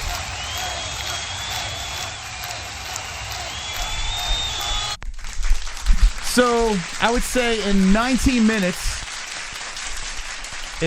wow, thank you so much, man. That was whoever, if that was D-Rest or 2 joints or whoever the fuck it was. Thank you. In 19 minutes or 18 minutes, we will extend it another hour. We'll open up some phone lines. So if you're with us on a Wednesday night, we'll talk to the people. We'll open up the phone lines thanks to that donation. Mamma mia. Wow. That's crazy. What if 2 joints is another personality D-Rest? I don't know, man. That's pretty wild to drop $100 and put someone else's name, though. If that isn't 2 joints. I don't see 2 joints in the chat, so I highly doubt it was him, but regardless of the fact, whoever it was, thank you. Damn, man. Canada. Wow. Holy cow. All right, so I'm going to look at my bookie real quick. And I'm gonna probably place 2 bets here. We are on fire. I gotta go with the Black Beast just as a fan bet. I don't know if I recommend it, but I'll tell you my reasoning in a second. Let me sign in. If you missed Matthew Kline Cater, he was in the beginning of the show. He was on for about like an hour and 15 minutes or so. Definitely want to run it back because what the fuck? Pin. The pin be used 2 face. Wow. My bookie's got multiple hold on a second. So Felony, man. I haven't spoken to Felony in a minute. I hope he's all right. I hope everything's good with him. I wanted to see if I could pull Felony in with Cater. That would have been hilarious, but it's been a minute. Hopefully he's doing all right. What is this?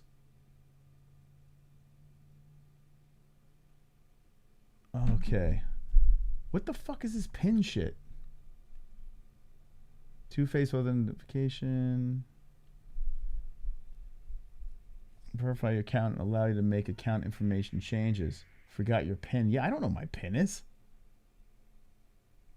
What the fuck? Jess.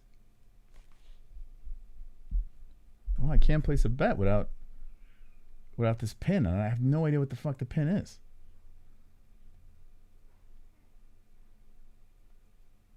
All right, let's try this again.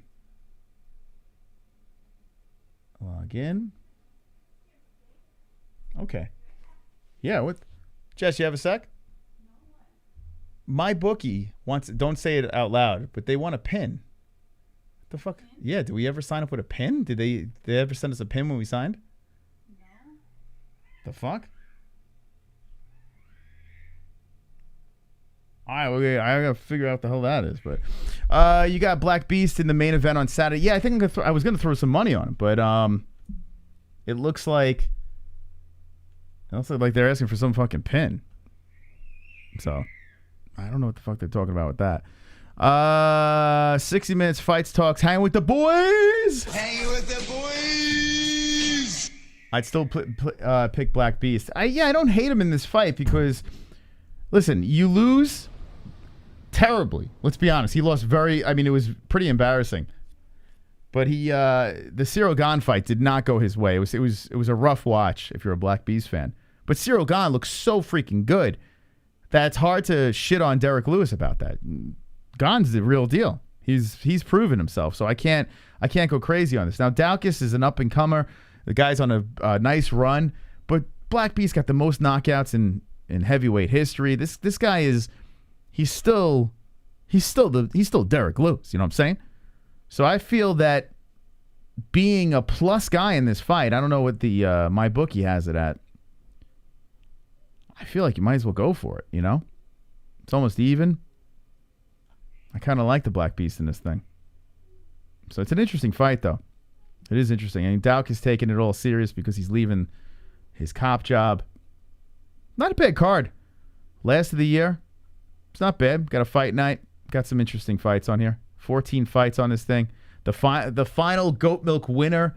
And I got to be honest, I would imagine, unless we go to our website, but unless one of the top dogs win, like one of these guys or what's it called? Glove touch. Scrote Master's going to get it. So if Carper Tom, Tap 867, or Glove Touch don't get the W, Scrote Master's going to be the champion. We're going to have to double check it after the Saturday event. But yeah, it looks like Scrote Master. You might be a lock. I don't want to jinx it, but you may be a lock. If you watch all the Shamil Abdurakhimov fight, Daukaus is so open to shots. That's why I got Lewis. Yeah, I mean,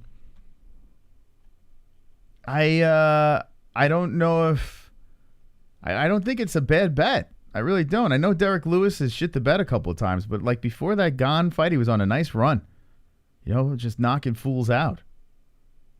So I think it's a decent bet, and I would imagine he's going to. He looks like he's in great shape from what I've seen. Looks like he's in pretty good shape. Black Beast from Houston, he beats Daukaus, Duke S, the Kappa. Lewis is a lock in my opinion on this. Is Johnny Smith? Yeah, if the lines are as close, like this close, I feel like it's a no-brainer.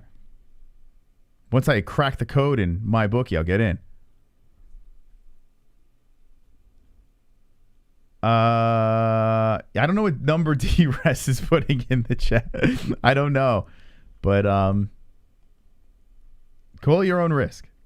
All right, let me look at some of the news that Jesse put up before we get into the final hour of the show, courtesy of Two Joints Rest. Let's go to the chat room over here. And the MMA-Holes.com. By the way, Jesse's looking into making a couple of changes. We got to find out with that. We're also talking about, we got something else on our mind too. We have an idea that we were throwing around. Like I get these bizarre, I go in the shower and then I get these like bizarre ideas. And I'm like, let's do this. And I dropped it on Jesse right before we went live. And now I can't stop thinking about it. So once we get closer to executing it, I'll let you guys in on that. Paul versus Woodley 2 and Eagle FC. Did you guys see the press conference, Eagle FC? If so, let me know what you thought about it. They're going to have a 165-pound division. They're doing the 165, 175 situation. And a lot of people yelling and screaming about that. Like, do it, UFC, do it. Eagle FC decided to do it.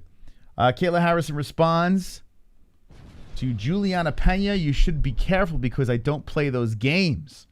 So Kayla Harrison lashing out. I mean, Kayla Harrison. I think that ship has sailed with the whole UFC thing with Amanda losing. I just foresee her going to PFL. But I wouldn't mind seeing her in the UFC. It's just kind of like, what are you going to do with her? There's really no 145er, so it's like, all right, does she fight Amanda off that loss? And she's defending the 145 belt. Who knows? I like this Eagle FC. I mean, Johnny, it's more fights, right? So I'm not against it. Khabib is building the 165 division just for Kevin Lee. You know what? He should build it for himself. That would have been a perfect division for Khabib, too. You know? Khabib would have thrived at a 165-pound weight class. That would have been perfect for the Eagle. So it makes sense. If there's going to be a 165. The thing that's weird, though, let me see if she has a story on this. But Kevin Lee, I mean, what are we going to say? I don't have much to say about Kayla until she signs. It's like I'm kind of over it. You know? Just sign a contract.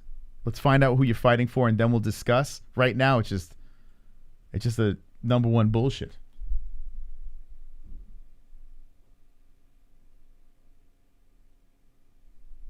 Where'd it go? This is number one bullshit. There we go. Thank you, Cyborg. Thank you.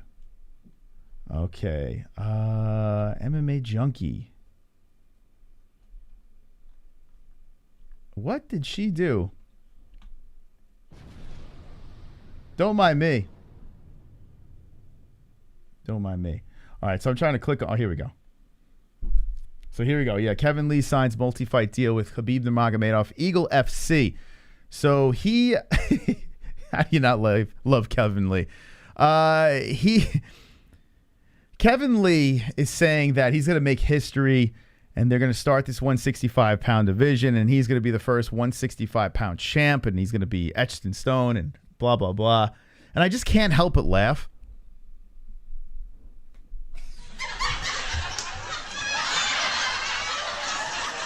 I mean, it's just like, I'm just kind of, it's like, yeah, you're a skilled dude. You just kind of fell flat in your face. It just never really worked out in the UFC. You had moments where people were jumping on board the Kevin Lee train, but it was just kind of a mess. Couldn't really find a weight class, and 165 would be a good weight class for him. But like, just saying he's going to be the first ever 165-pound champion, I mean, it's not in the UFC, so like, what the fuck does it really matter? Like, if you're a champion in another organization, you can't say you're the first. I mean, it's just weird. Like, that's gonna, the 165-pound king. Like, he's like, is he gonna win a belt over there and just trot it around and go on a little media tour saying, I'm the 165 champ, I'm the first, I'm the original? Like, it just, I don't feel it holds water. But maybe if you're a guy like Kevin Lee, and people do latch on to Kevin Lee, they quote him, they jump in chats. It's kind of like that Artem Lobov type vibe. Maybe this works for him. Maybe if he rattles off a couple of wins over there, you know, they make a belt. Apparently they don't have a belt yet, but I mean, eventually they're going to have one, right? And he's running around with this 165-pound belt, and he just says the 165-pound champ. I mean, I guess you can market yourself around this. So maybe there's something there. But just me right now, it's just like, come on, bro. What are we doing? What are we doing, man? Like, it's just like, I was watching it while I was eating breakfast, and I'm just watching this thing. I'm like, oh, God, what is going on? Now, I'm happy there's more fights. I mean, think about it. There's Masvidal has his own fight league. Khabib has his own. Like, fighters are making outs. And it's kind of cool, too, because it's not like you retire from the UFC, you leave the UFC, and then you just have to go into media. Like, some fighters don't want to get behind a microphone and start yapping like us. They want to do more. And seeing them starting their own leagues or taking over leagues, it's interesting. We get more fights. Fighters have extended careers where they switch lanes and go into something else, and they're making some money. It's good to see the fighters make some money and have success. So I kind of like it. You know, I like this Eagle FC thing. I like that Gamebred's doing his thing. I'm not quite sold on, is it, like one of my top organizations to watch when it comes to Jorge's bare knuckle situation. But I do like the fact that, he's expanding and exploring new opportunities, giving fans more different types of fights. I'm down with that. But let me know in the chat what you think of Kevin Lee. Eagle FC. Are you interested? Are you not interested? Is it a joke? Are you excited there's more fights? Let's know in the chat. McGregor takes his money in briefcases, and Lee takes his money in crypto. I think Kevin Lee is skilled, but so what at 165? Oh, yeah. He will get the belt. Mafia knows and loves the family. There we go. D-Rest. D-Rest is our hitman in the chat. Dr. Boss, like, meh. Pizzle says not even remotely. Yeah, I'm kind of with you. I'm just like, I'm going to watch because I like watching fights, but it's not a necessity. Like, I'm not like, oh, shit, Eagle FC. This is amazing. Dustin Diamond says, love this channel. By the way, Dustin, you reminded me. Thank you, Dustin. Let's run over to the Twitter over here. And we retweeted something right before we went live. Oh, what the fuck? This is 16 minutes ago. What is this responding to? This is Jorge. This is a Nate Diaz. I just came across this, and it's Jorge Masvidal done. Okay. This is kind of funny because this is where I was going to go. Fuck you both, Nathan Diaz. Oh, boy. What's going on here? I literally just jumped on Twitter, and this is what I'm running into. How do you not? I mean, people that don't love Twitter, you're missing out on some good drama. So this is where I was originally going. Fucking Diaz, man.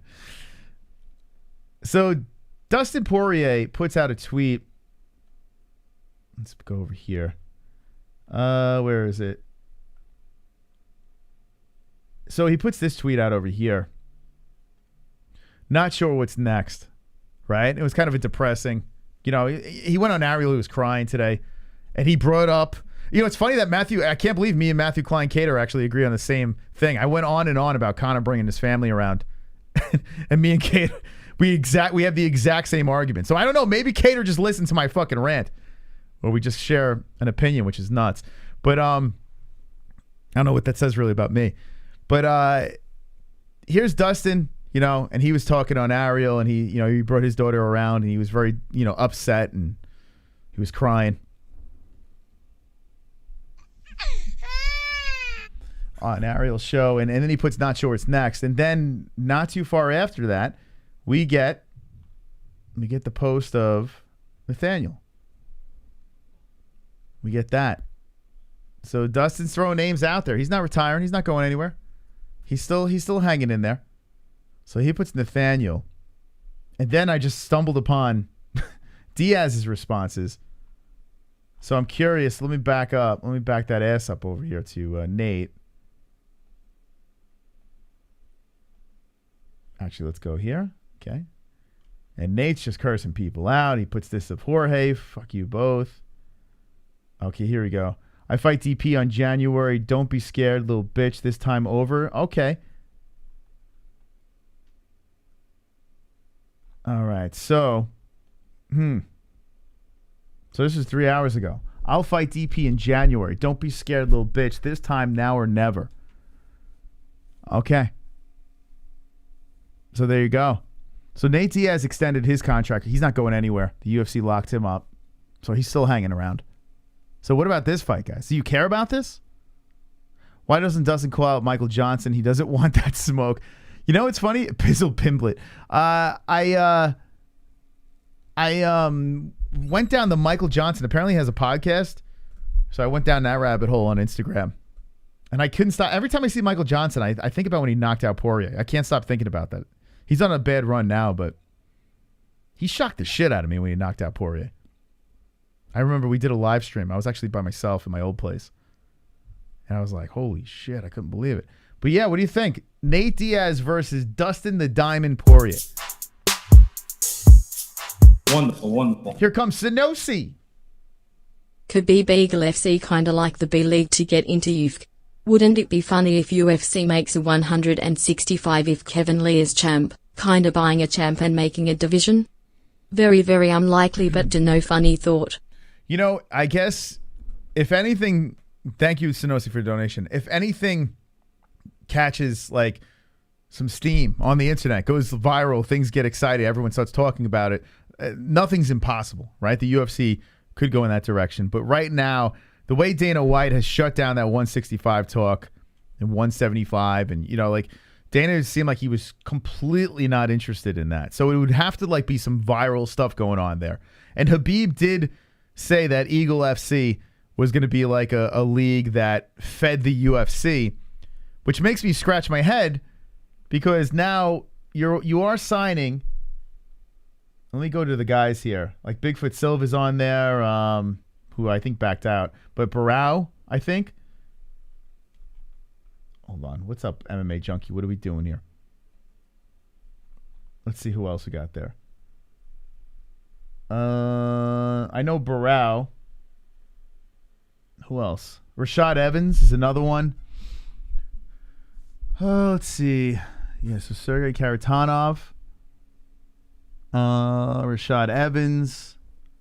Renan Barao. So, I mean, there are some people that are UFC names in there. And it's just like, I guess to get views, right? Or is Khabib like, fuck it. Let's get some actual names here. We got Kevin Lee. And let's make a run. Let's make this something. Let's make this into something. I don't know. Are they going to try to stand out on their own and compete with like the Bellators and stuff like that? Are they going to try to build their own thing? Or are they just going to be the farm system for the UFC?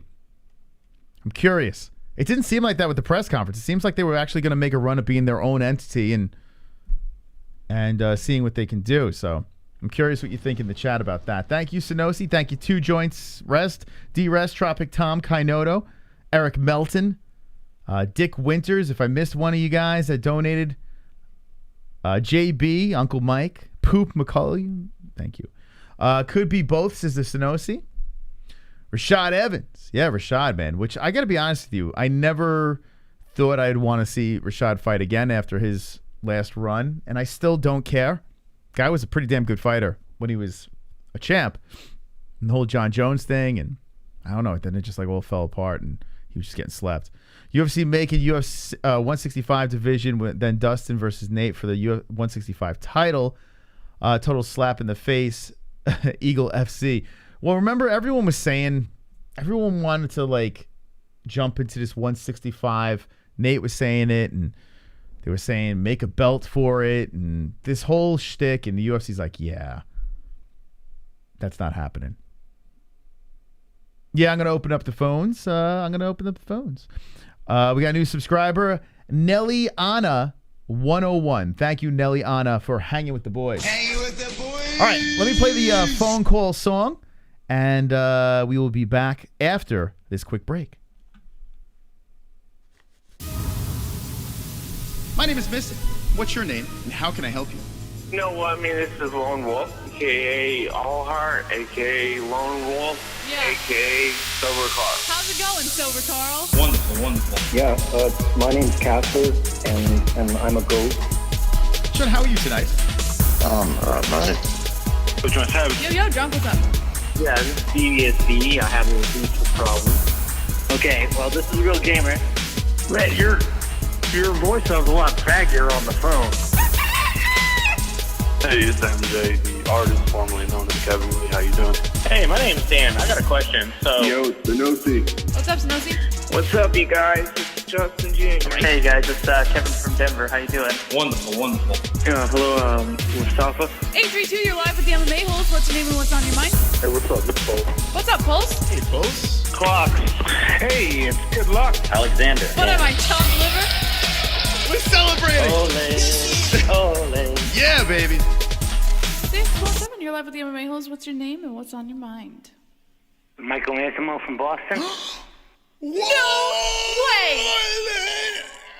Michael Anzalone, you just gave me butterflies when I heard your voice. Michael, welcome to the show.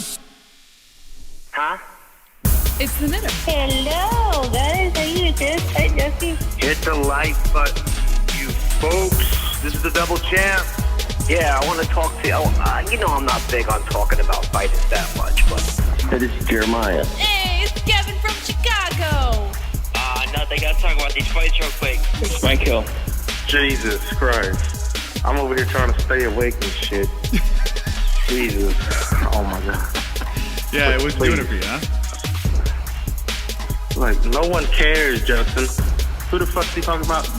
Brooklyn Dodgers? Who the fuck them? I don't give a shit about them. Yeah, he thought the Brooklyn Dodgers should be the ring girl of the year. All right, that horse. Okay, Chrome, thank you, man. Wait, he has stuff to talk about. He's making fun of Justin first. Don't hang up on him. Hey. Anything else? Stay white. Alrighty, if you're just jumping into the Wednesday program, we had Matthew Kline Kader live on the show, wanting to fight Cody Garbrandt again. He called up Ali Abdelaziz on our show, and Ali wasn't having it. If you want to run it back, check it out, and let us know in the comments section when this thing is processed what you thought about Matthew Kline Kader's appearance on the show. He called out Colby Covington and some other guys. Very interesting stuff. We were talking about Eagle FC. We spoke about Derrick Lewis as well versus Daukaus. And now it's time to hear from the people as D-Rest has extended the show. So we're going to open up some phone lines, courtesy of Mr. Rest. Let's talk to the peeps on the Google Voice lines. The number is, here we go. Let me pop it on the screen while I pull this up. 516-522-0267.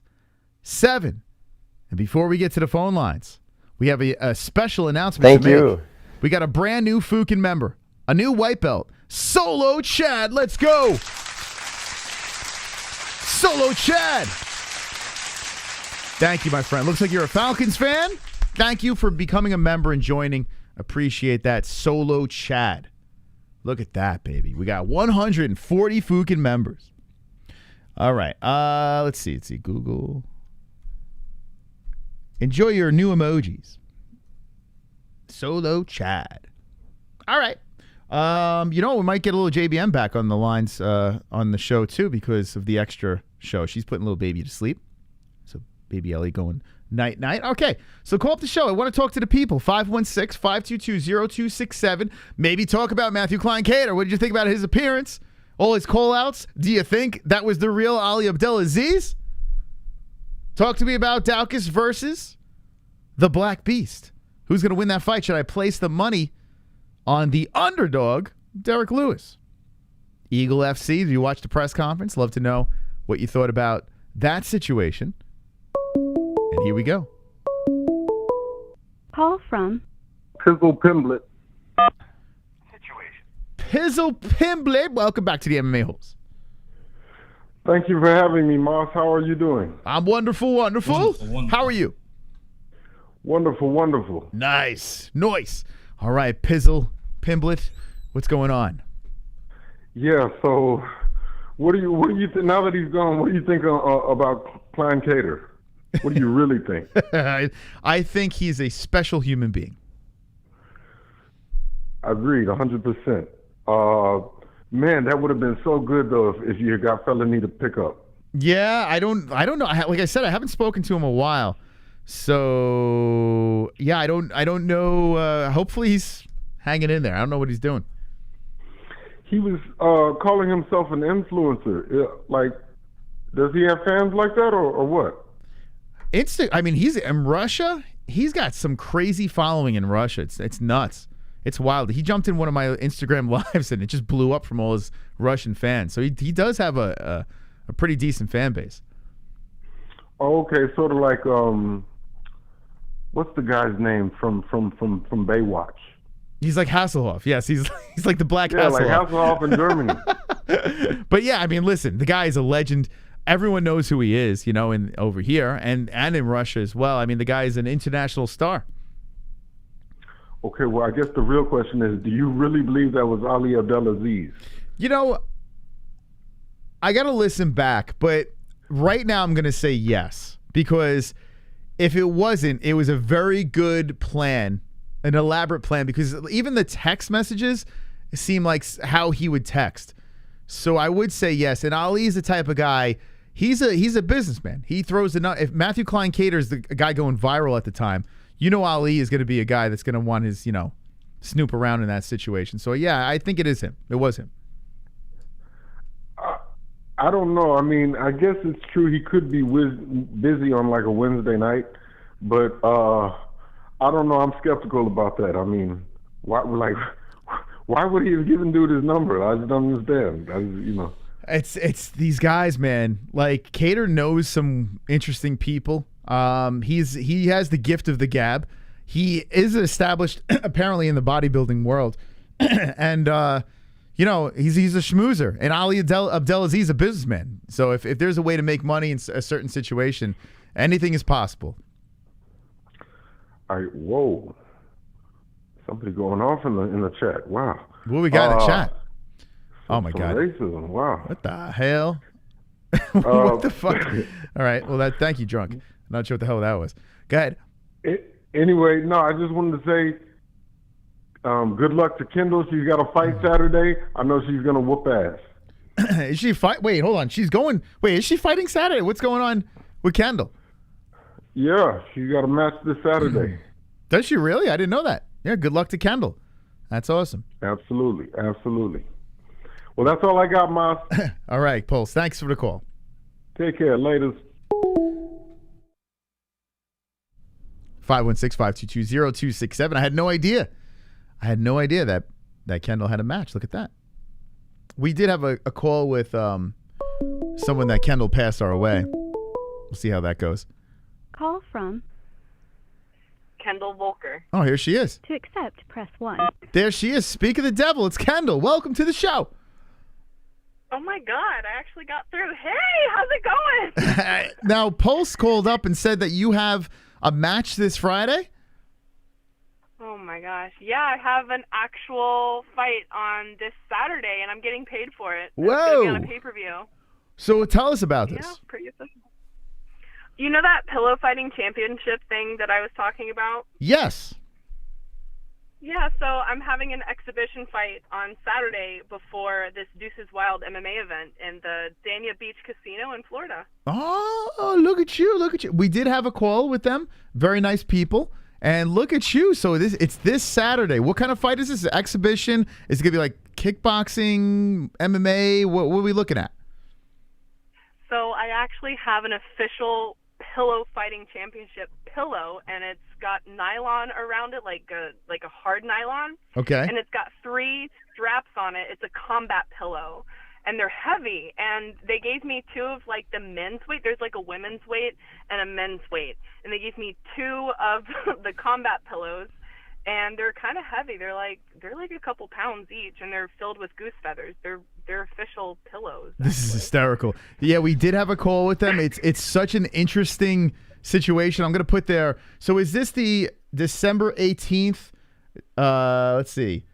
What's this called? The Dana Beach situation? Wait, is this Dania Beach Casino? Yeah. So they're having a couple fights during the MMA event, Deuces Wild. It's an amateur MMA event. Okay. And then their actual full production is on January 29th of 2022. This is amazing. Yeah, when we spoke to him, I was dying. I was like, this is fantastic. So people just you got gloves and just beating the shit out of each other with pillows.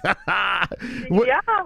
So your opponent, do you know anything about your opponent?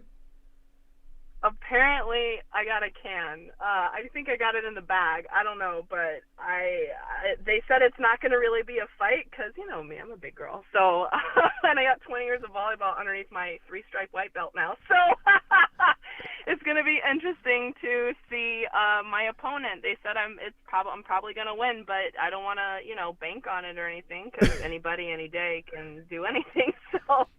So it'll be interesting. Yeah. Explain to me what the rule set is here. So I noticed that like they have it in a cage, and you got these pillows. Like, what's legal and what's not legal? So you're not supposed to hit the pillow or kick the pillow, and you can't really block the strike from the pillow. And you can't clench or grapple or anything, but you can hit the crap out of their head, their arms, whatever, in their legs, everything. But when you knock them down, I guess you can't get on top of and ground and pound and things like that, unfortunately. But you can just hit the crap out of them, and the ref will stop and help let them get back up. But you can't just when they're down keep beating them, which is unfortunate. No ground and pound. So it's like a boxing 10 count type deal. So you get knocked down, they'll give you a little count. Yeah, they let you get back up. And it's for points. And to date, they've done this a couple times already here in the United States and in Sao Paulo, Brazil. They haven't had any knockouts, and I hope I'm going to be the first one to put someone to sleep. Yeah, it's going to be amazing. And how can we watch this? So there's a pay-per-view. I can send you guys the link if you want, but there's a pay-per-view link, and you can come live to the Dania Beach Casino if you're in South Florida, but I don't think anyone out there in the MMA-Holes community is in South Florida, really. I don't know. So, I know Drunk Savage is in Florida. Maybe Drunk Savage could pop up in there. Who knows? Come through! Yes! Be my hype man. I'm going to have Glove Touch and his dad in my corner. Oh, that's great. So they're going to walk you in? And so do you walk in with the pillow in your hands, or do they hand you the pillow? Like, how does it work? I think they give you the pillow when you step into the ring. Oh, okay. So you have this whole dramatic walk in, and then they hand you your weapon. Yeah. And I kind of like this because it feels more like a gladiator type thing where you choose your weapon. You should be able to choose your pillow, and that's fantastic, Yeah,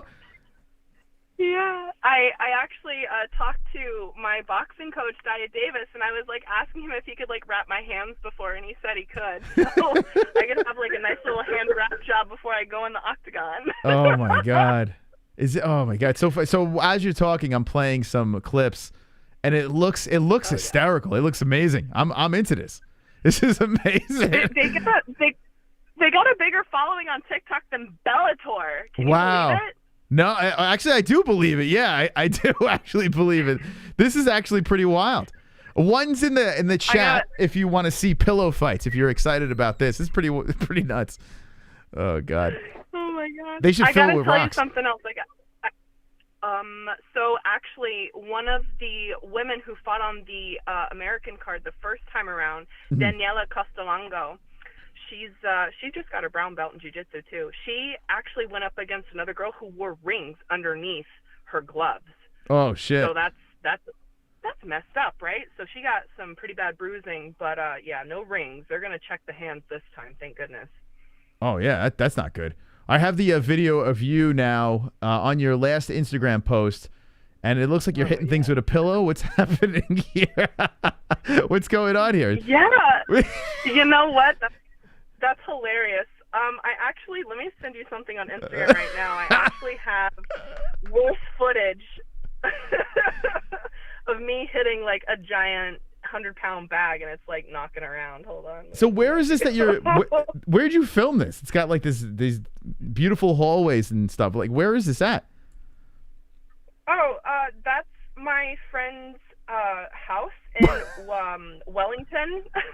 Wellington is it's a nice area, and she lives in this lovely house out there. She invited me over, and I was helping her out with some event stuff for coordination and whatever. And, you know, I also need sponsors because I'm a fighter now. So we were just talking back and forth. And she's like, you should do this. I'm like, yeah, I'm going to go do it. Oh, my God. This house is crazy. Would she live in a palace? Was she like a princess or something? Yeah.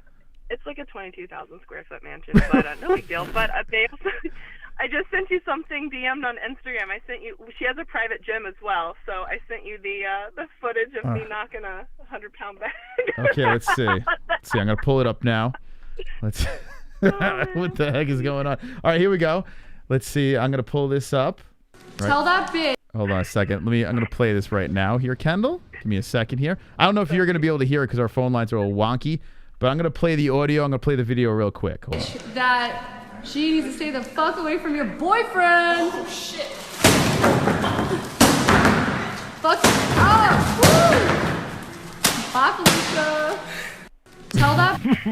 Oh, my God. She's in for it. She's going to be. That thing sounds like it's got rocks in it. My God. Only when I sling it. Jesus. That girl's going to get her lights. Oh, man, her bell's going to be wrong. This is going to be amazing. Are there any, like, is there going to be, like, a belt, or is there going to be, like, trophies handed out for something like this? Like, how does this work? Is it, like, a tournament or just, like, a one-off? The next one will be a tournament style. The past two were one-offs. They were big events, and they had a lot of people. I assume it will be a belt once they have a couple championship bouts underneath their you know, their resume. This will be the third, and so I think once they have, like, you know, 5 or 6, they can crown a champion. So there's no weight class, so it would just be like a male and female champion. So I think it'd be a belt. Yeah. Now, did you pretend that this bag? I mean, not bag. This I can't. I don't know what the hell it's called, but anyway, this striking device. Did you pretend that it was Merab Dvalishvili? Bitch. Oh God. You know, actually, that would have been too easy. It would have knocked him like back 10 feet. Well, this is exciting. So this is Saturday night. The Pillow Fighting Championship. Hold on. I told him next time he sees me not to be a coward and say hello, because the last time he saw me, I was at what is it, Flex Fights. He walked right past me, saw me, everything, didn't say a single word, and then I went to the Sarah BJJ barbecue, and he still said nothing to me, buzzing around, but said nothing. I'm like, dude, I know you. Like, go fuck off. I tell you what, it sounds like he should meet you in the PFC cage, and you should settle it there, you know? Yes, he can't use any of his takedowns, and he's shit at striking, so I don't know how he's going to win. Oh, my God. Oh, shots fired. Well, this is exciting. And you have Titan FC is this Friday. Are you going to Titan FC? Oh, that's another story. Yeah, actually, my ex is fighting my best friend, so it'll be great. I wish I could see the fight, but I can't. But I'll try to be there for weigh-ins and say hi to people and whatnot. But I'm going to be at the Backyard Brawl 8 Extreme event. Oh, that's right. I'll be covering the weigh-ins there.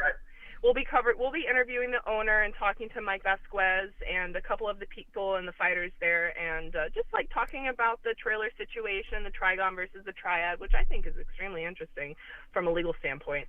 But I'm just a huge nerd. Who knows?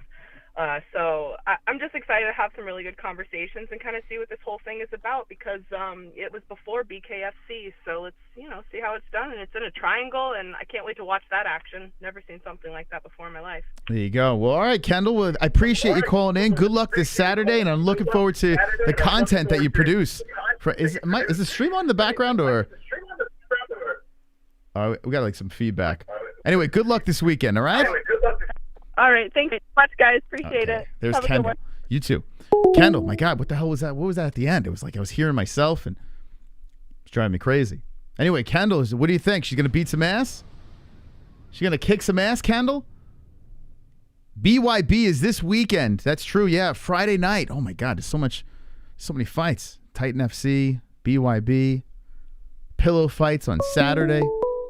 Damn. Call from Billy. Billy, welcome back to the MMA-Holes Live. You remember when Colby Covington said, Dustin Poirier, he can't stop a nosebleed. How's he going to stop a takedown? Yes, I do remember that. He knew. It's funny, Dustin Poirier's running through these dudes. Max Holloway, Conor McGregor, Justin Gaethje, who likes to stand and bang. As soon as he faces fighters that like to mix it up, actually well-rounded, take people down, you see how quickly he folds? Khabib made him quit quickly.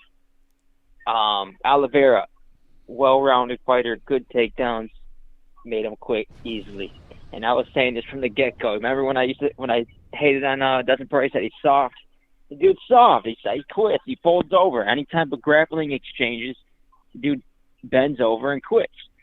And that's the difference between a well-rounded fighter and a boxer. That's what the big talk was. Who's the best boxer in the UFC? Oh, Dustin Poirier, he's up there. Well, that's too bad. This ain't boxing, buddy. This is MMA. Once you learn that wrestling grind, get put through the torture chamber so you actually can respond when you get put in bad situations like Khabib and Charles Oliveira, because you quit fast. Okay, so it sounds like you're not a big Dustin Poirier fan. I take it. No, it's just the UFC, man.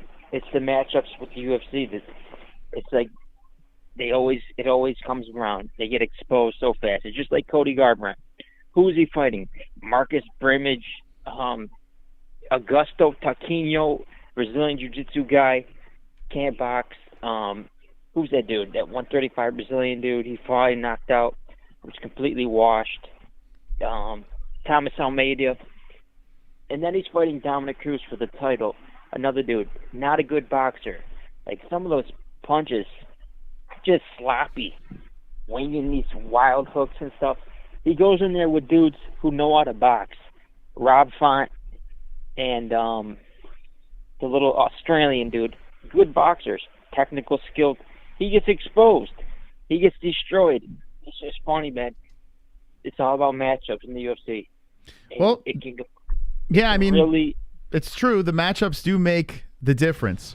And as much as I love to argue your points, it's not incredibly off with Garbrandt.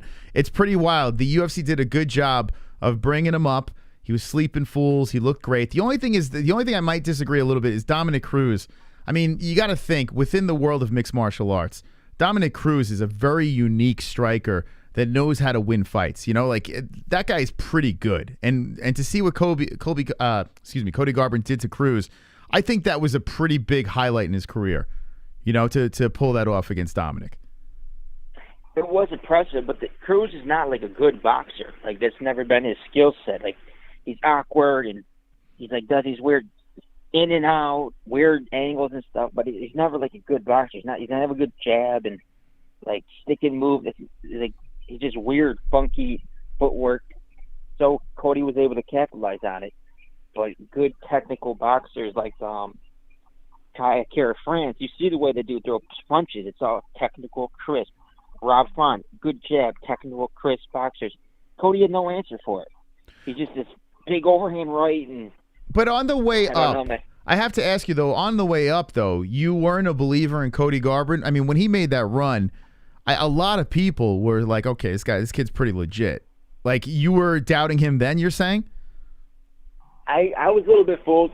I was a little bit fooled because I didn't know. You don't know until they face somebody. Like, this is the thing. You don't know until you know. And the UFC, they do a good job of hyping these dudes up, putting them with the right guys.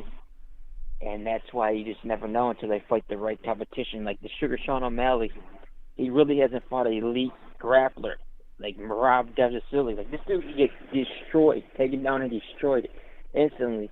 But he's sitting there with these strikers, knocking them out, and it's like, you never know until you know. But yeah, well, and Sean O'Malley's basically turning down grapplers. So, I mean, it's not like, I mean, you know, the UFC, they know what they're doing. Like, you're right. They're putting fights together for these stars to come up. And, you know, chicks dig the knockout. You know, that's like a big thing. And the UFC capitalizes off it. So you're not off by that. All about matchups. All about promoting, pushing agendas, putting the fan favorites, the big money fights, big money cash cows in the right position to succeed. Okay. And the other fighters, they got to go tooth and nail. Yes, you made this point. Okay, so we got it. We got that point. Is there anything else? Someone like Usman, you look at Usman, his run. Look at what he had to go through. He faced every style imaginable. He fought the wrestlers, the jiu-jitsu guys, the strikers, the well-rounded guys, and that's what happens when you get through that stuff. You become an elite. Okay. Yes, you like wrestlers. Firebird champion. Yes. You can't build these people out of thin air. Okay. You anything gotta go else? through the fire. I know. Same thing happened with McGregor. Look at what he's doing. Look at what he's doing. He's okay. You got anything else? Charles Oliveira. Oh my God, Jesus Christ! It's like you make a good point and then you want to make it over. We get it. I missed the Kevin call.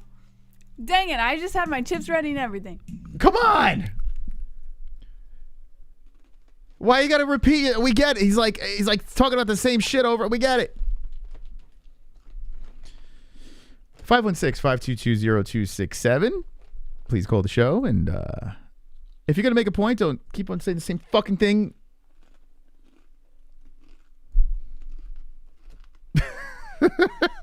Over and over and over and over again. But he's not off. It's kind of wild, you know, like Cody Garbrandt, when he came up, the dude looked like a savage. And here we are watching him at 12-5 now on a nasty skid. You know, it's crazy. TJ took his soul and it was just all downhill. Sun Xiao was one bright spot. He's fighting this weekend. But, I mean, it was just a rough ride. Rob, fun fight, but clearly lost. Call from Stat. To accept, press 1. It's the show extender. Welcome, D-Rest. All right, so listen, very brief, okay? Yes. I wrote this one because, like, over the course of time, I wrote a lot of things, like jokes. All right, so this is a kid's joke. All right, so I'm going to tell you I'm going to ask you to participate in this kid's joke. Okay. Right? Okay, so this is my interpretation of an Australian ghost. You ready? Yes. Boo. I didn't hear it. He said boo. What did he say? An Australian ghost.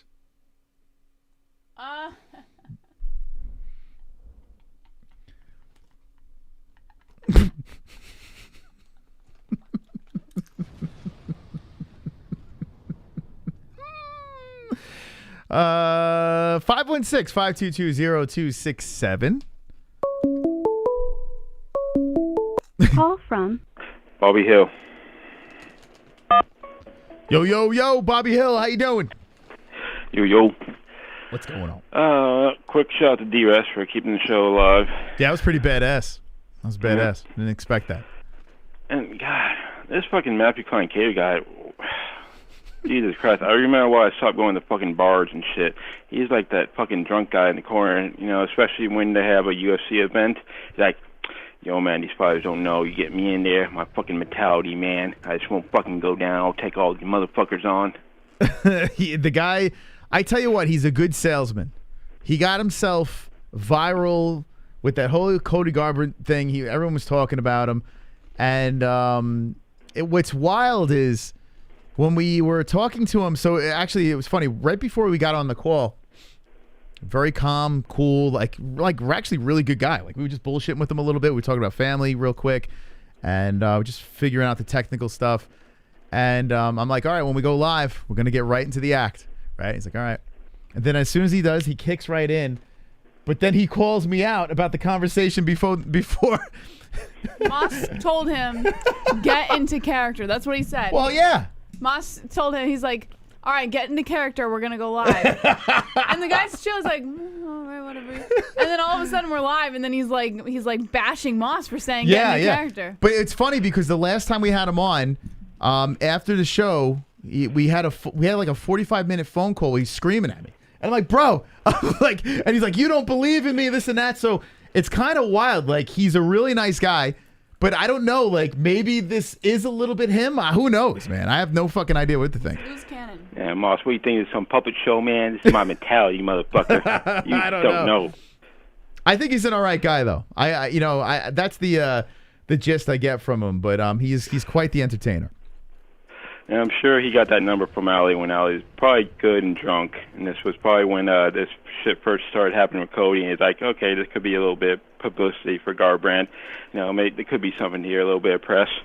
So he gave him the number just in case. It's not impossible. Listen, we're in this game. We got Bruce Buffer's number. Why do we have... There's no reason for it. Like, honestly, there's no reason. It's very easy to get someone's number in this business. If you just collaborate or you run into them. It's like Ray Longo. He literally just like, here's my number. Like, we didn't even ask. Like, it's like you can get people's numbers, and I actually believe he did get his number. He lives in Vegas. They in the same type of scene over there, and who knows though? That call was fucking funny. I'm sure Ollie hung up and be like, who the fuck is that guy? Yo, which one of you gave this white boy my number? It's always something with that guy. But yeah, Ali Abdelaziz. Hey man, call up XMMA. Maybe they can use them. I mean, I wouldn't mind. I think Triller or even BKFC. I think BKFC, they already had YouTubers box over there, so I wouldn't be surprised. And it wasn't bare knuckle. They had a boxing match with these no-name YouTubers or TikTokers. It was like, was it YouTube versus TikTok? I think that's what it was. I don't remember, but it's not impossible. Yeah, just get hooked up, man. Hey, Carl, you said you won one more fight. Sober Carl versus Matthew Kline Kader. I don't know if I'd endorse that, though. That one I might have to put my foot down. I think Carl is better as just hanging in the community. I don't know. Drunk, do you really want to see that man fight? He already said that he took brain damage. Like, I wouldn't. Drunk's like, there's only one drunk. There's only one alcohol abuser here, and it's me. Carl's not drunk. He's sober. That's true. Yeah, he's sober. That's right. So am I. Okay. Anything else? Fuck. What else is going on? Oh, yeah. Khabib, you know he's got some fucking 165-pound Dagestani fucking killer just waiting to unleash him. That's why he brought Kevin Lee in. You think that's hysterical? Yeah, Kevin Lee's first fight, he gets mauled by one of those wrestle fuckers. Oh, yes, Kevin, my friend, come here. I give you job 165. You come fight for me. And he fucking unleashes monster on him. Kevin, do me a favor. Sell the fight, and we're just going to send someone in to kill you. Not impossible. Khabib's just in the corner. You tap now, my friend. It's over. Like, he smashed you. Just tap now. What do you think, Jess? I don't even give a shit about Kevin Lee, honestly, so I don't know. Well, what do you think? I mean, that actually makes total sense. You know, one of his Russian boys, young prospect, hey, beat up on Kevin Lee. You know? Yeah. That'd be nuts, man. Well, Kevin Lee ain't going to be in the chat again because of what Jesse just said. Oh, boy. Yeah, that's bad. I don't give a shit about Kevin Lee. Oh, man. Messed up. All right. I'll let next person call in. Later, Slapnuts. All right. Drunk Savage calling in. 516-522-0267.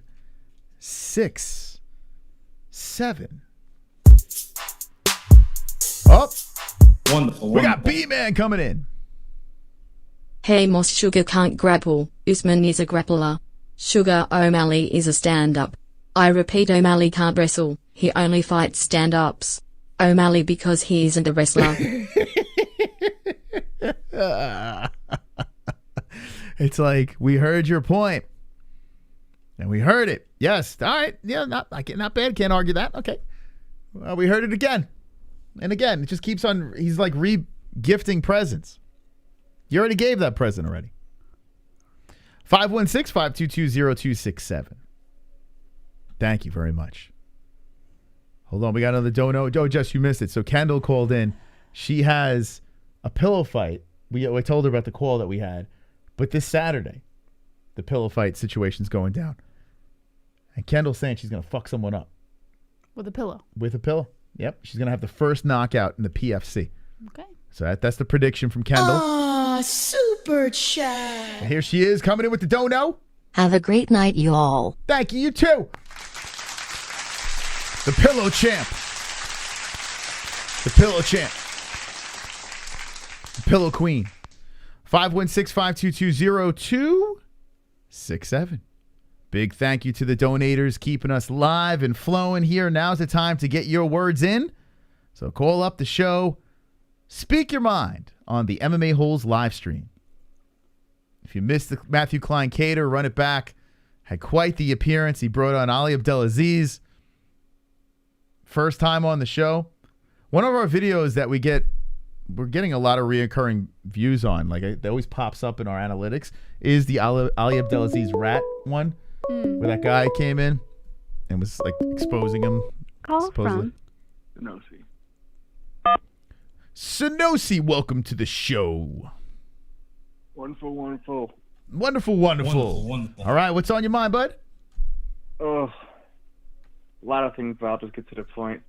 This whole 165 thing, it's crazy that they're even thinking of doing it.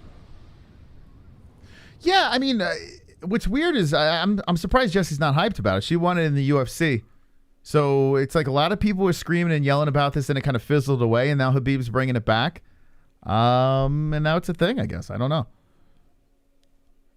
Yeah, I think the only legit thing I can see about it is some of your heavier lightweights that have issues like Khabib would be able to, go up to a weight class where it's more stable for them, but not quite so high up like welterweight. Yeah, I'd rather see fighters, fight or compete near their natural weight. I think that's more interesting to me. But Kevin Lee, 165 seems perfect. It really does. Cowboy Cerrone was another one it seemed perfect for. Nate Diaz, Khabib, like those are guys. Like this would be a good weight class for them. So I mean, I guess it's sort of interesting, but if it's outside of the UFC, I don't know if it really has the same juice. Well, it is Khabib we're talking about in his Eagle FC. If it gets enough, notice, enough people staring at it, Dana being kind of, I'm not going to say partner, but, affiliate with his company, you might think about it. So there's always a chance. Test the waters there. If it's popular enough, they might listen. Yeah, could you imagine, though, Khabib, though, competes? Like there's rumbles that he might grapple with Tony Ferguson. That was floating around. So that'd be nuts. Like the fight that we all wanted to see. They're going to be grappling each other in Eagle FC. I mean, talk about bringing some eyeballs over there. That kind of reminds me of what happened with Dan Henderson and John Jones. They finally grappled. They did a grappling match, which kind of made up for the fact they never fought, even though they were supposed to. Yes. Well, yeah. Well, I mean, that didn't work out well for Henderson, but yeah, but it's the same mentality. Yeah. Basically. Yeah, probably Tony Ferguson would probably experience this, but it would be fun. That would be interesting. See, now that's something I tune into, even if it's just a grappling match. Did you see Sean Strickland get choked out? That was pretty funny.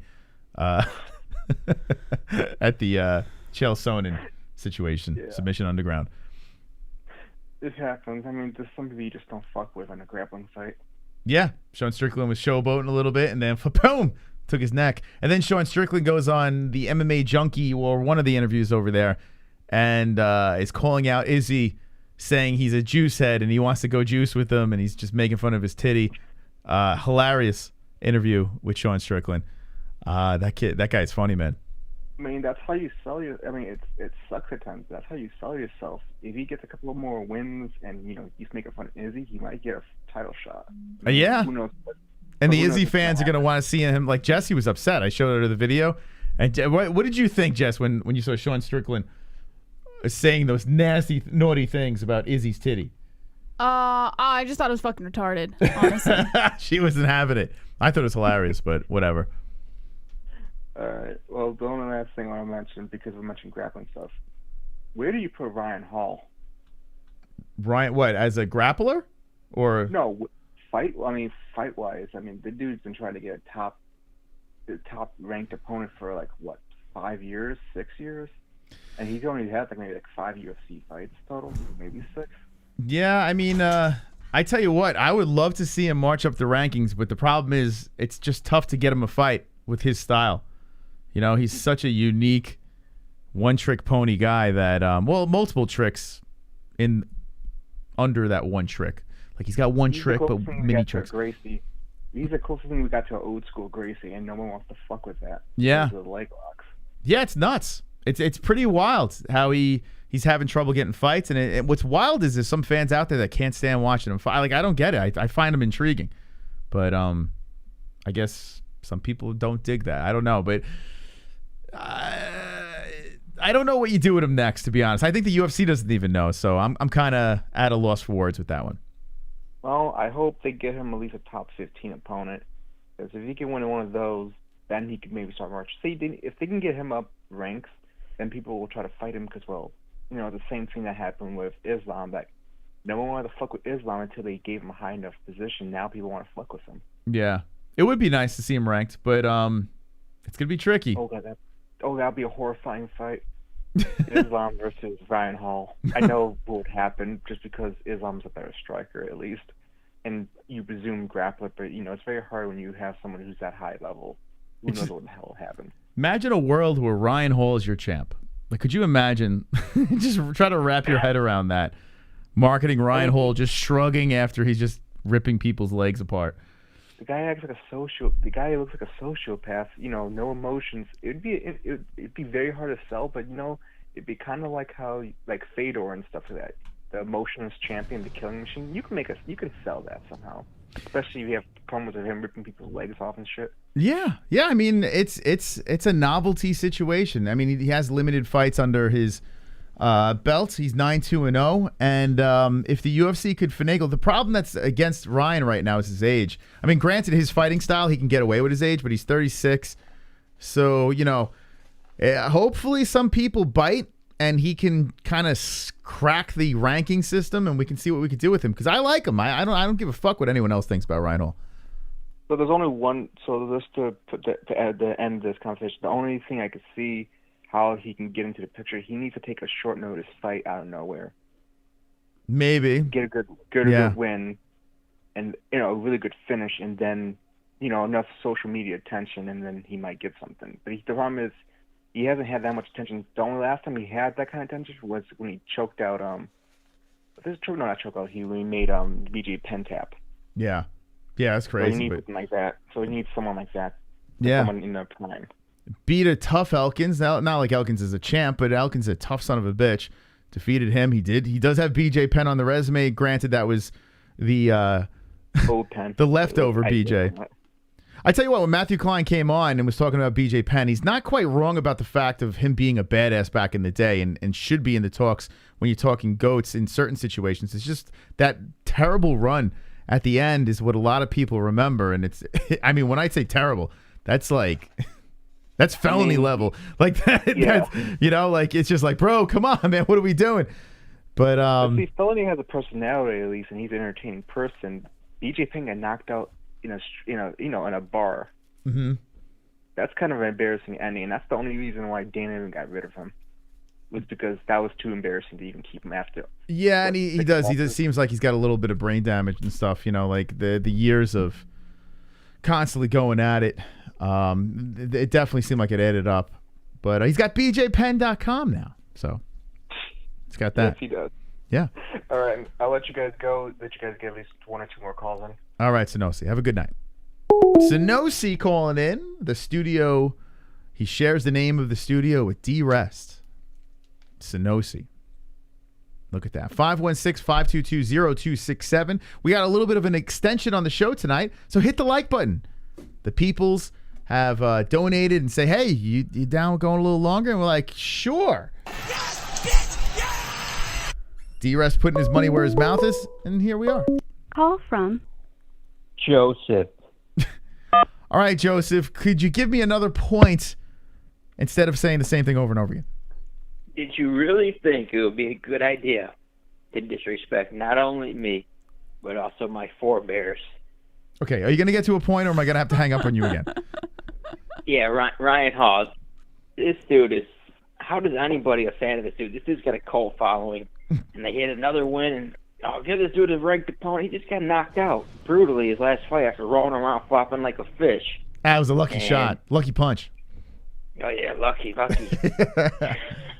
Come on. It's like when you go to a novelty store. You go to a Spencer's or a Brookstone or whatever, and you see those quirky toys, and you're like, wow, that's an interesting twist on something that I like. That's what Ryan Hall is. It is. He's like a throwback. He's like a throwback fighter where he's flopping around, looking for leg locks. But the problem is these people really out here thinking he's like elite. Just get him in there with the right opponent, man. They're ducking him. No one's ducking him. He beat a 40-year-old BJ Penn on a 6-fight losing streak. And did you see him beat BJ Penn? These people are clueless. There ain't nothing else to talk about. Kevin Lee. You think Khabib's going to feed him to the wolves, or they're going to try to build them up? It's going to be interesting to see how they're going to handle it. Drunk Savage did make a good point with throwing him to the wolves. I mean, it's not impossible. That'd be such a savage move to do it. But I mean, I don't know. I can't see Khabib the type of guy to have a matchmaker just throwing layups at Kevin Lee. I think they're going to be competitive. You know, what'd be funny is just to see how those dudes with no names, these like 8-0 Russians, just destroy Kevin Lee and be like, holy shit, this Kevin Lee was like an elite fighter in the UFC. And you got these no-name Russians coming here destroying him.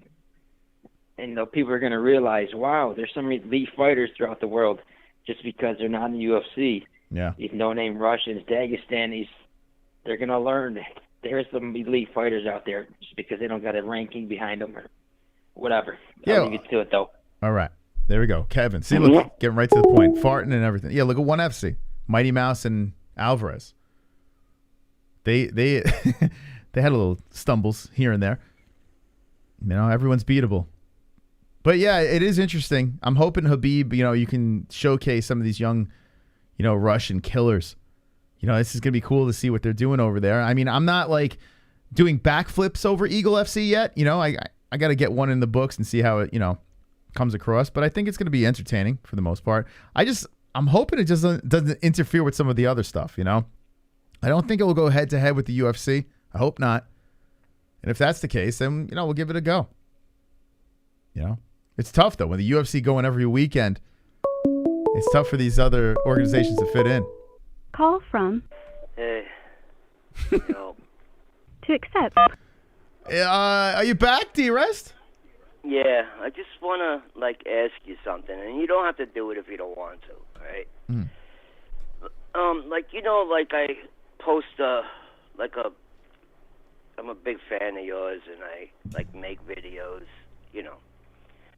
So, maybe you want to go to my channel and, just take one of, my compositions and play it. Most of my compositions are only, a minute and a half long, so, Yeah, we could do that, man. We could do that. Wait, is there one in particular you like? Oh, fucking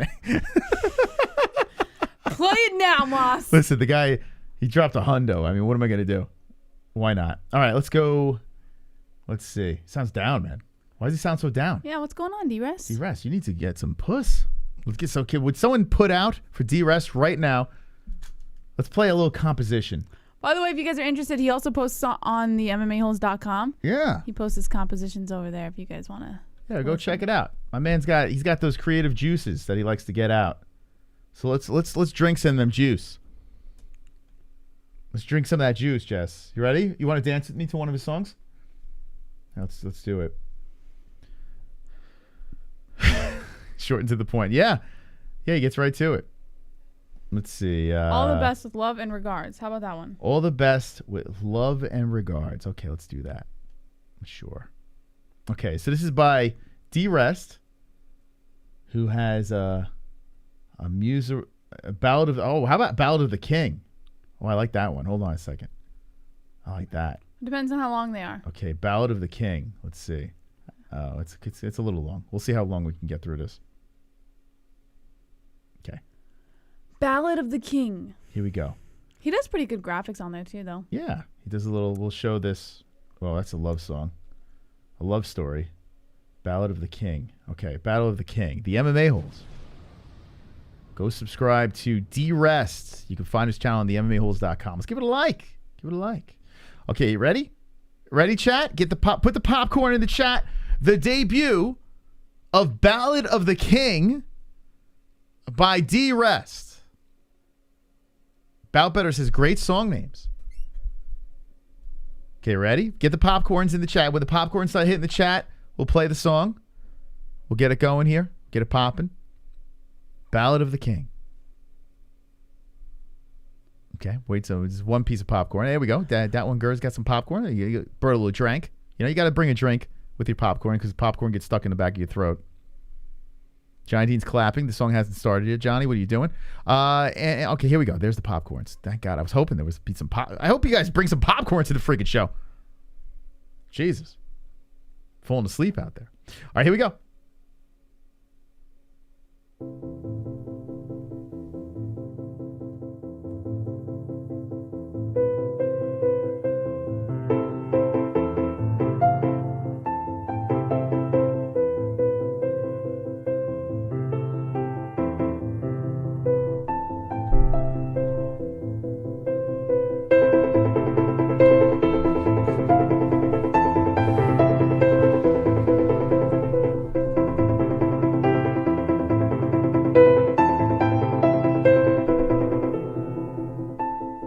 Can I sing over this, Jess? What do you think? D-Rest, can I sing over this? Come up with lyrics that quick? I mean, I'm the lyrical king. I gotta say though, it's pretty the good. way he plays the freaking piano, man. Yeah, he's got a lot of passion in this. I can't do it. I picture him like dressed like Beethoven. Like I feel like he gets like behind the keys. The only reason I say this is I tried once, and it's very difficult to get both hands to do two completely different things at the same time. Yeah, he's pretty good. It's tough. I took piano in college, and I dropped out of the thing as quick as I dropped it. I dropped so quick. I dropped like Cody Garbrandt. Garbrandt.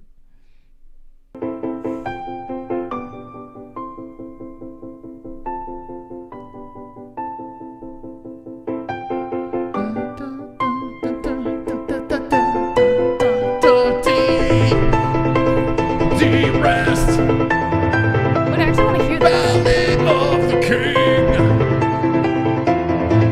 D-Rest. Ballad of the King. It's pretty good. That's what I'm saying.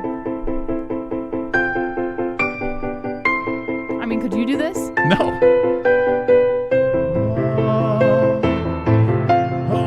I just want to kick some ass now. Oh, King, D-Rest, Battle of the King, D-Rest, Battle of the King, D-Rest. Ballad of the King. Ballad of the King.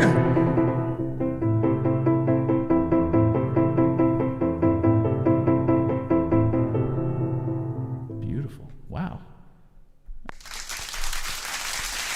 That was very nice. That was pretty good, actually. You know how I know a song is good? If I want to if I feel moved, and I felt moved, I felt like I needed to sing. How did you feel moved? You were screaming over it. I sing when I'm happy. I don't know about you, but I sing when I'm happy, and that song made me fucking happy right there. Oh, you didn't have ears in. That's why you didn't. You couldn't hear the. I beauty. did hear it, and I was trying to listen to it, but you were too busy screaming. You gotta put ears in. I'll sing it again. Wow. I could have done without the lyrics. You didn't. So let me just give you a little help here. She's listening on a speaker, so when I was singing, she didn't hear music. The whole thing collaborated together. It was a beautiful song, D-Rest. We collaborated. Anyway, Jesse had to shit on my collaboration, but that actually was pretty good. I agree. Pretty good.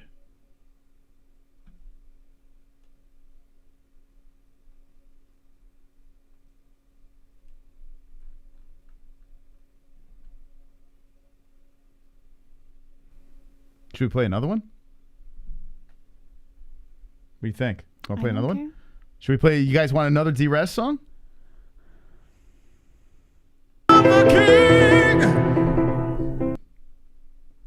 Listen to this, Jesse. It's beautiful. Yeah, I heard D-Rest.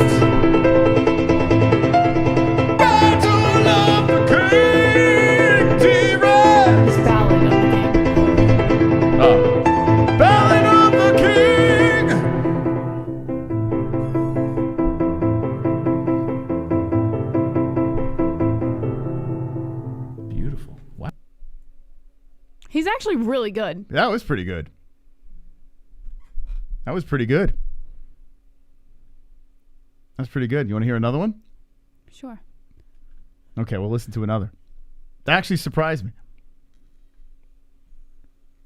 You better subscribe to D-Rest. You better subscribe immediately. That's actually pretty. We could probably use that for something. What do you think? D-Rest.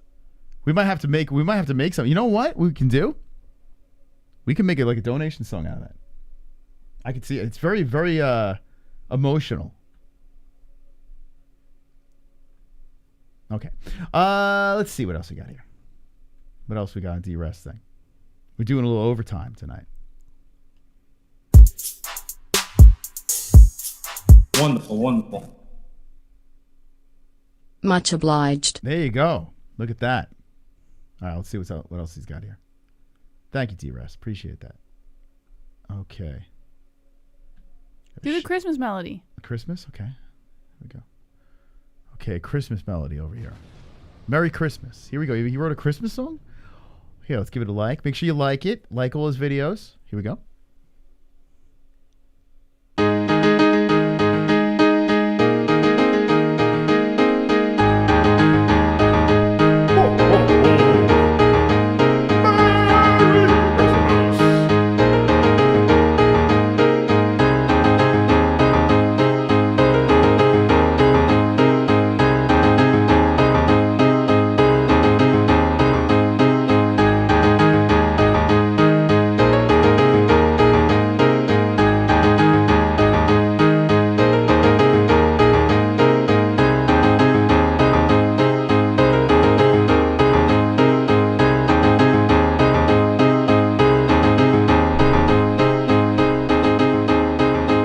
Does sound like a Christmas song. Pretty good. Well, I think that's the point, Moss. Yeah. Is that what he's going for? Come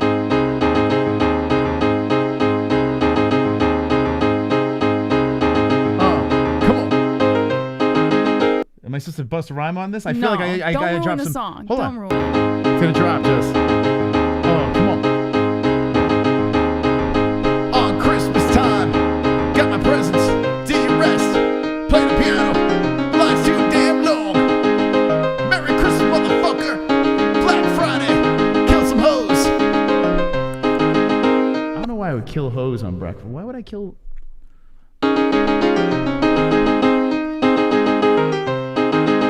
Yeah, it's tough, man.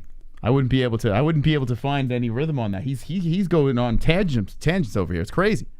So is this like a software that records the notes that he's playing and then it puts it into written music? Is that what's going on? I don't know. The other one, this does sound like some sort of program. But the other one sounded really good because it's showing the notes that are being played. So Yeah. does he play the music and then the software detects what notes he's playing? I don't know. I read tablature. I don't know.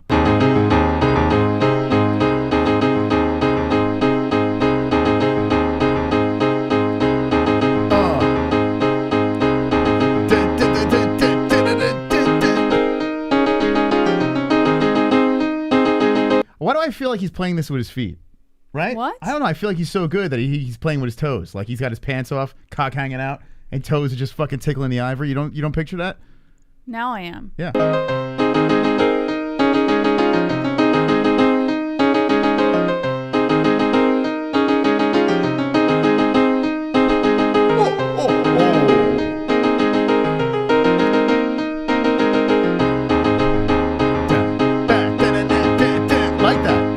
For nothing, that could be like a metal song right there. I could picture like I like that.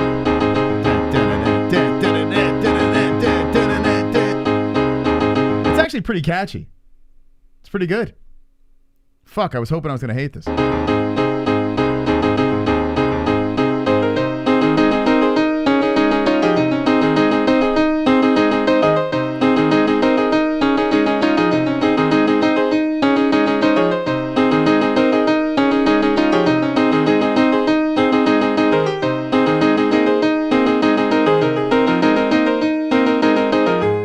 Beautiful. Like, I don't understand how people play like that. Beautiful. We should have an MMA-Holes talent show. D-Rest, have you been playing your whole life? That's kind of nuts, man. I wish I could play like that. Would you like to have an MMA Holes talent show? What do you think? Yeah. Everyone give us your best talent. We know what DRS is already, great. though. We should do... You want to do that the last week... Hold on. Let me see something here. Maybe we can have like an MMA Holes talent show. Well, we wouldn't be able to do it this year. Why not? Because there's only 2 weeks left of the year. But everyone's got a talent, some sort of talent. How are you going to put that together? What do you mean? It's very simple. Takes a little bit of planning, Moss. I don't know. Since you were 5? Let's see. Yeah, I tried playing the piano. It's tough. You know why the piano's tough? Like, at least with the guitar, even the drums, you can disguise mistakes, right? A piano... Yeah, you can hear everything. You hear every mistake, right? So any miss key that you hit, it's just like it's right in front of you. Whereas a guitar, I mean, you can kind of strum out of it. Like that's what I do. I just try to palm mute and shit. I always found piano difficult because, like I said, the two hands doing two different things at the same time. I could never like get a hold. The only thing I can do on piano is chopsticks. That's the only thing I can do. But I feel like everybody can do chopsticks on piano. 29th. The 29th, you could do something, Jess. The 29th? Yeah, December 29th. What do we got at 29th? With PFC. Oh, really? That's 29th? Oh, I don't even know. We don't. All right. Did you reach out? No, not yet. Okay. All right. What's your specialty in the chat? Maybe if we have enough talented people, maybe we'll do something. I don't know. We'll figure something out. That'd be fun. Moss, does pancake art count for the talent show? Yeah, that's definitely talent. Pancake art. I can shoot a red laser beam out of my pee hole. Want to see? Yeah, let's see it. Well, no, I think that might not work with community guidelines. That might be a problem. What happened to Pulse Malone? Now it's Pizzle Pimblett? Yeah, he's Pizzle Pimblett. I liked Pulse Malone. That was funny. MMA Holes, the rest are worlds apart. Taco Slurpee says I can play Seven Nation Army on acoustic. That's cool. I miss calling people gaylords. My only talent is laughing, says Anna. Actually, Anna has a pretty good laugh. I think she beats everybody, in the fairness. hardest part of playing piano is coming out to your parents. What the fuck?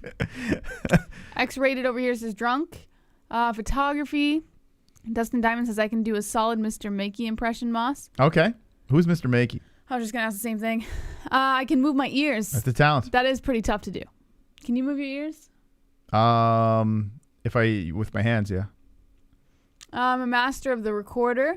That'd be fun, man. The best talents gets like a prize or something. I think that'd be a lot of fun.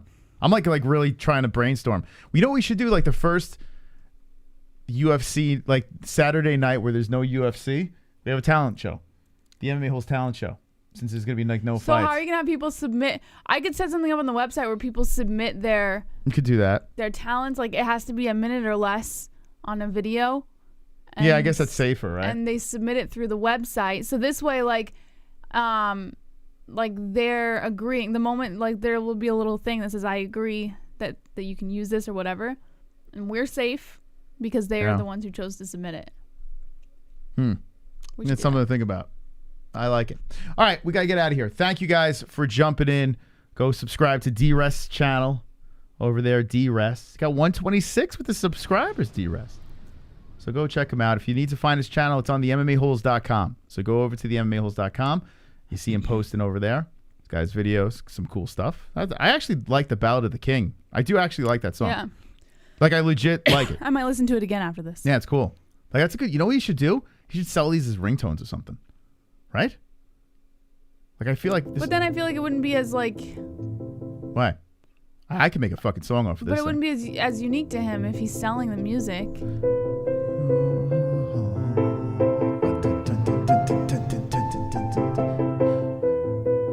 Dearest, Ballad of the King. Dearest, Ballad of the King. Dearest, Ballad of the King. You guys gonna be singing that. I guarantee it. Okay, Jess. Okay, Moss. Thank you so much to our sponsors, HeadRush, MysticRootsCBD.com, MyBookie, and Polymarket. Promo code MMAHoles. That's MMAHOLES for all of your discounts on all of your favorite products, as well as ESPN Plus. Link in the description if you want to watch all of your favorite live sports, live UFC fight nights, and UFC pay-per-views. We will be live again on Friday night at 10 p.m. Eastern Time for Fook Off Friday, so make sure you're there. Hit the subscribe, hit the notification, hit the like bell.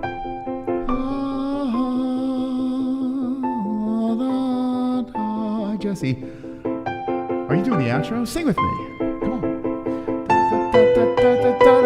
Jesse.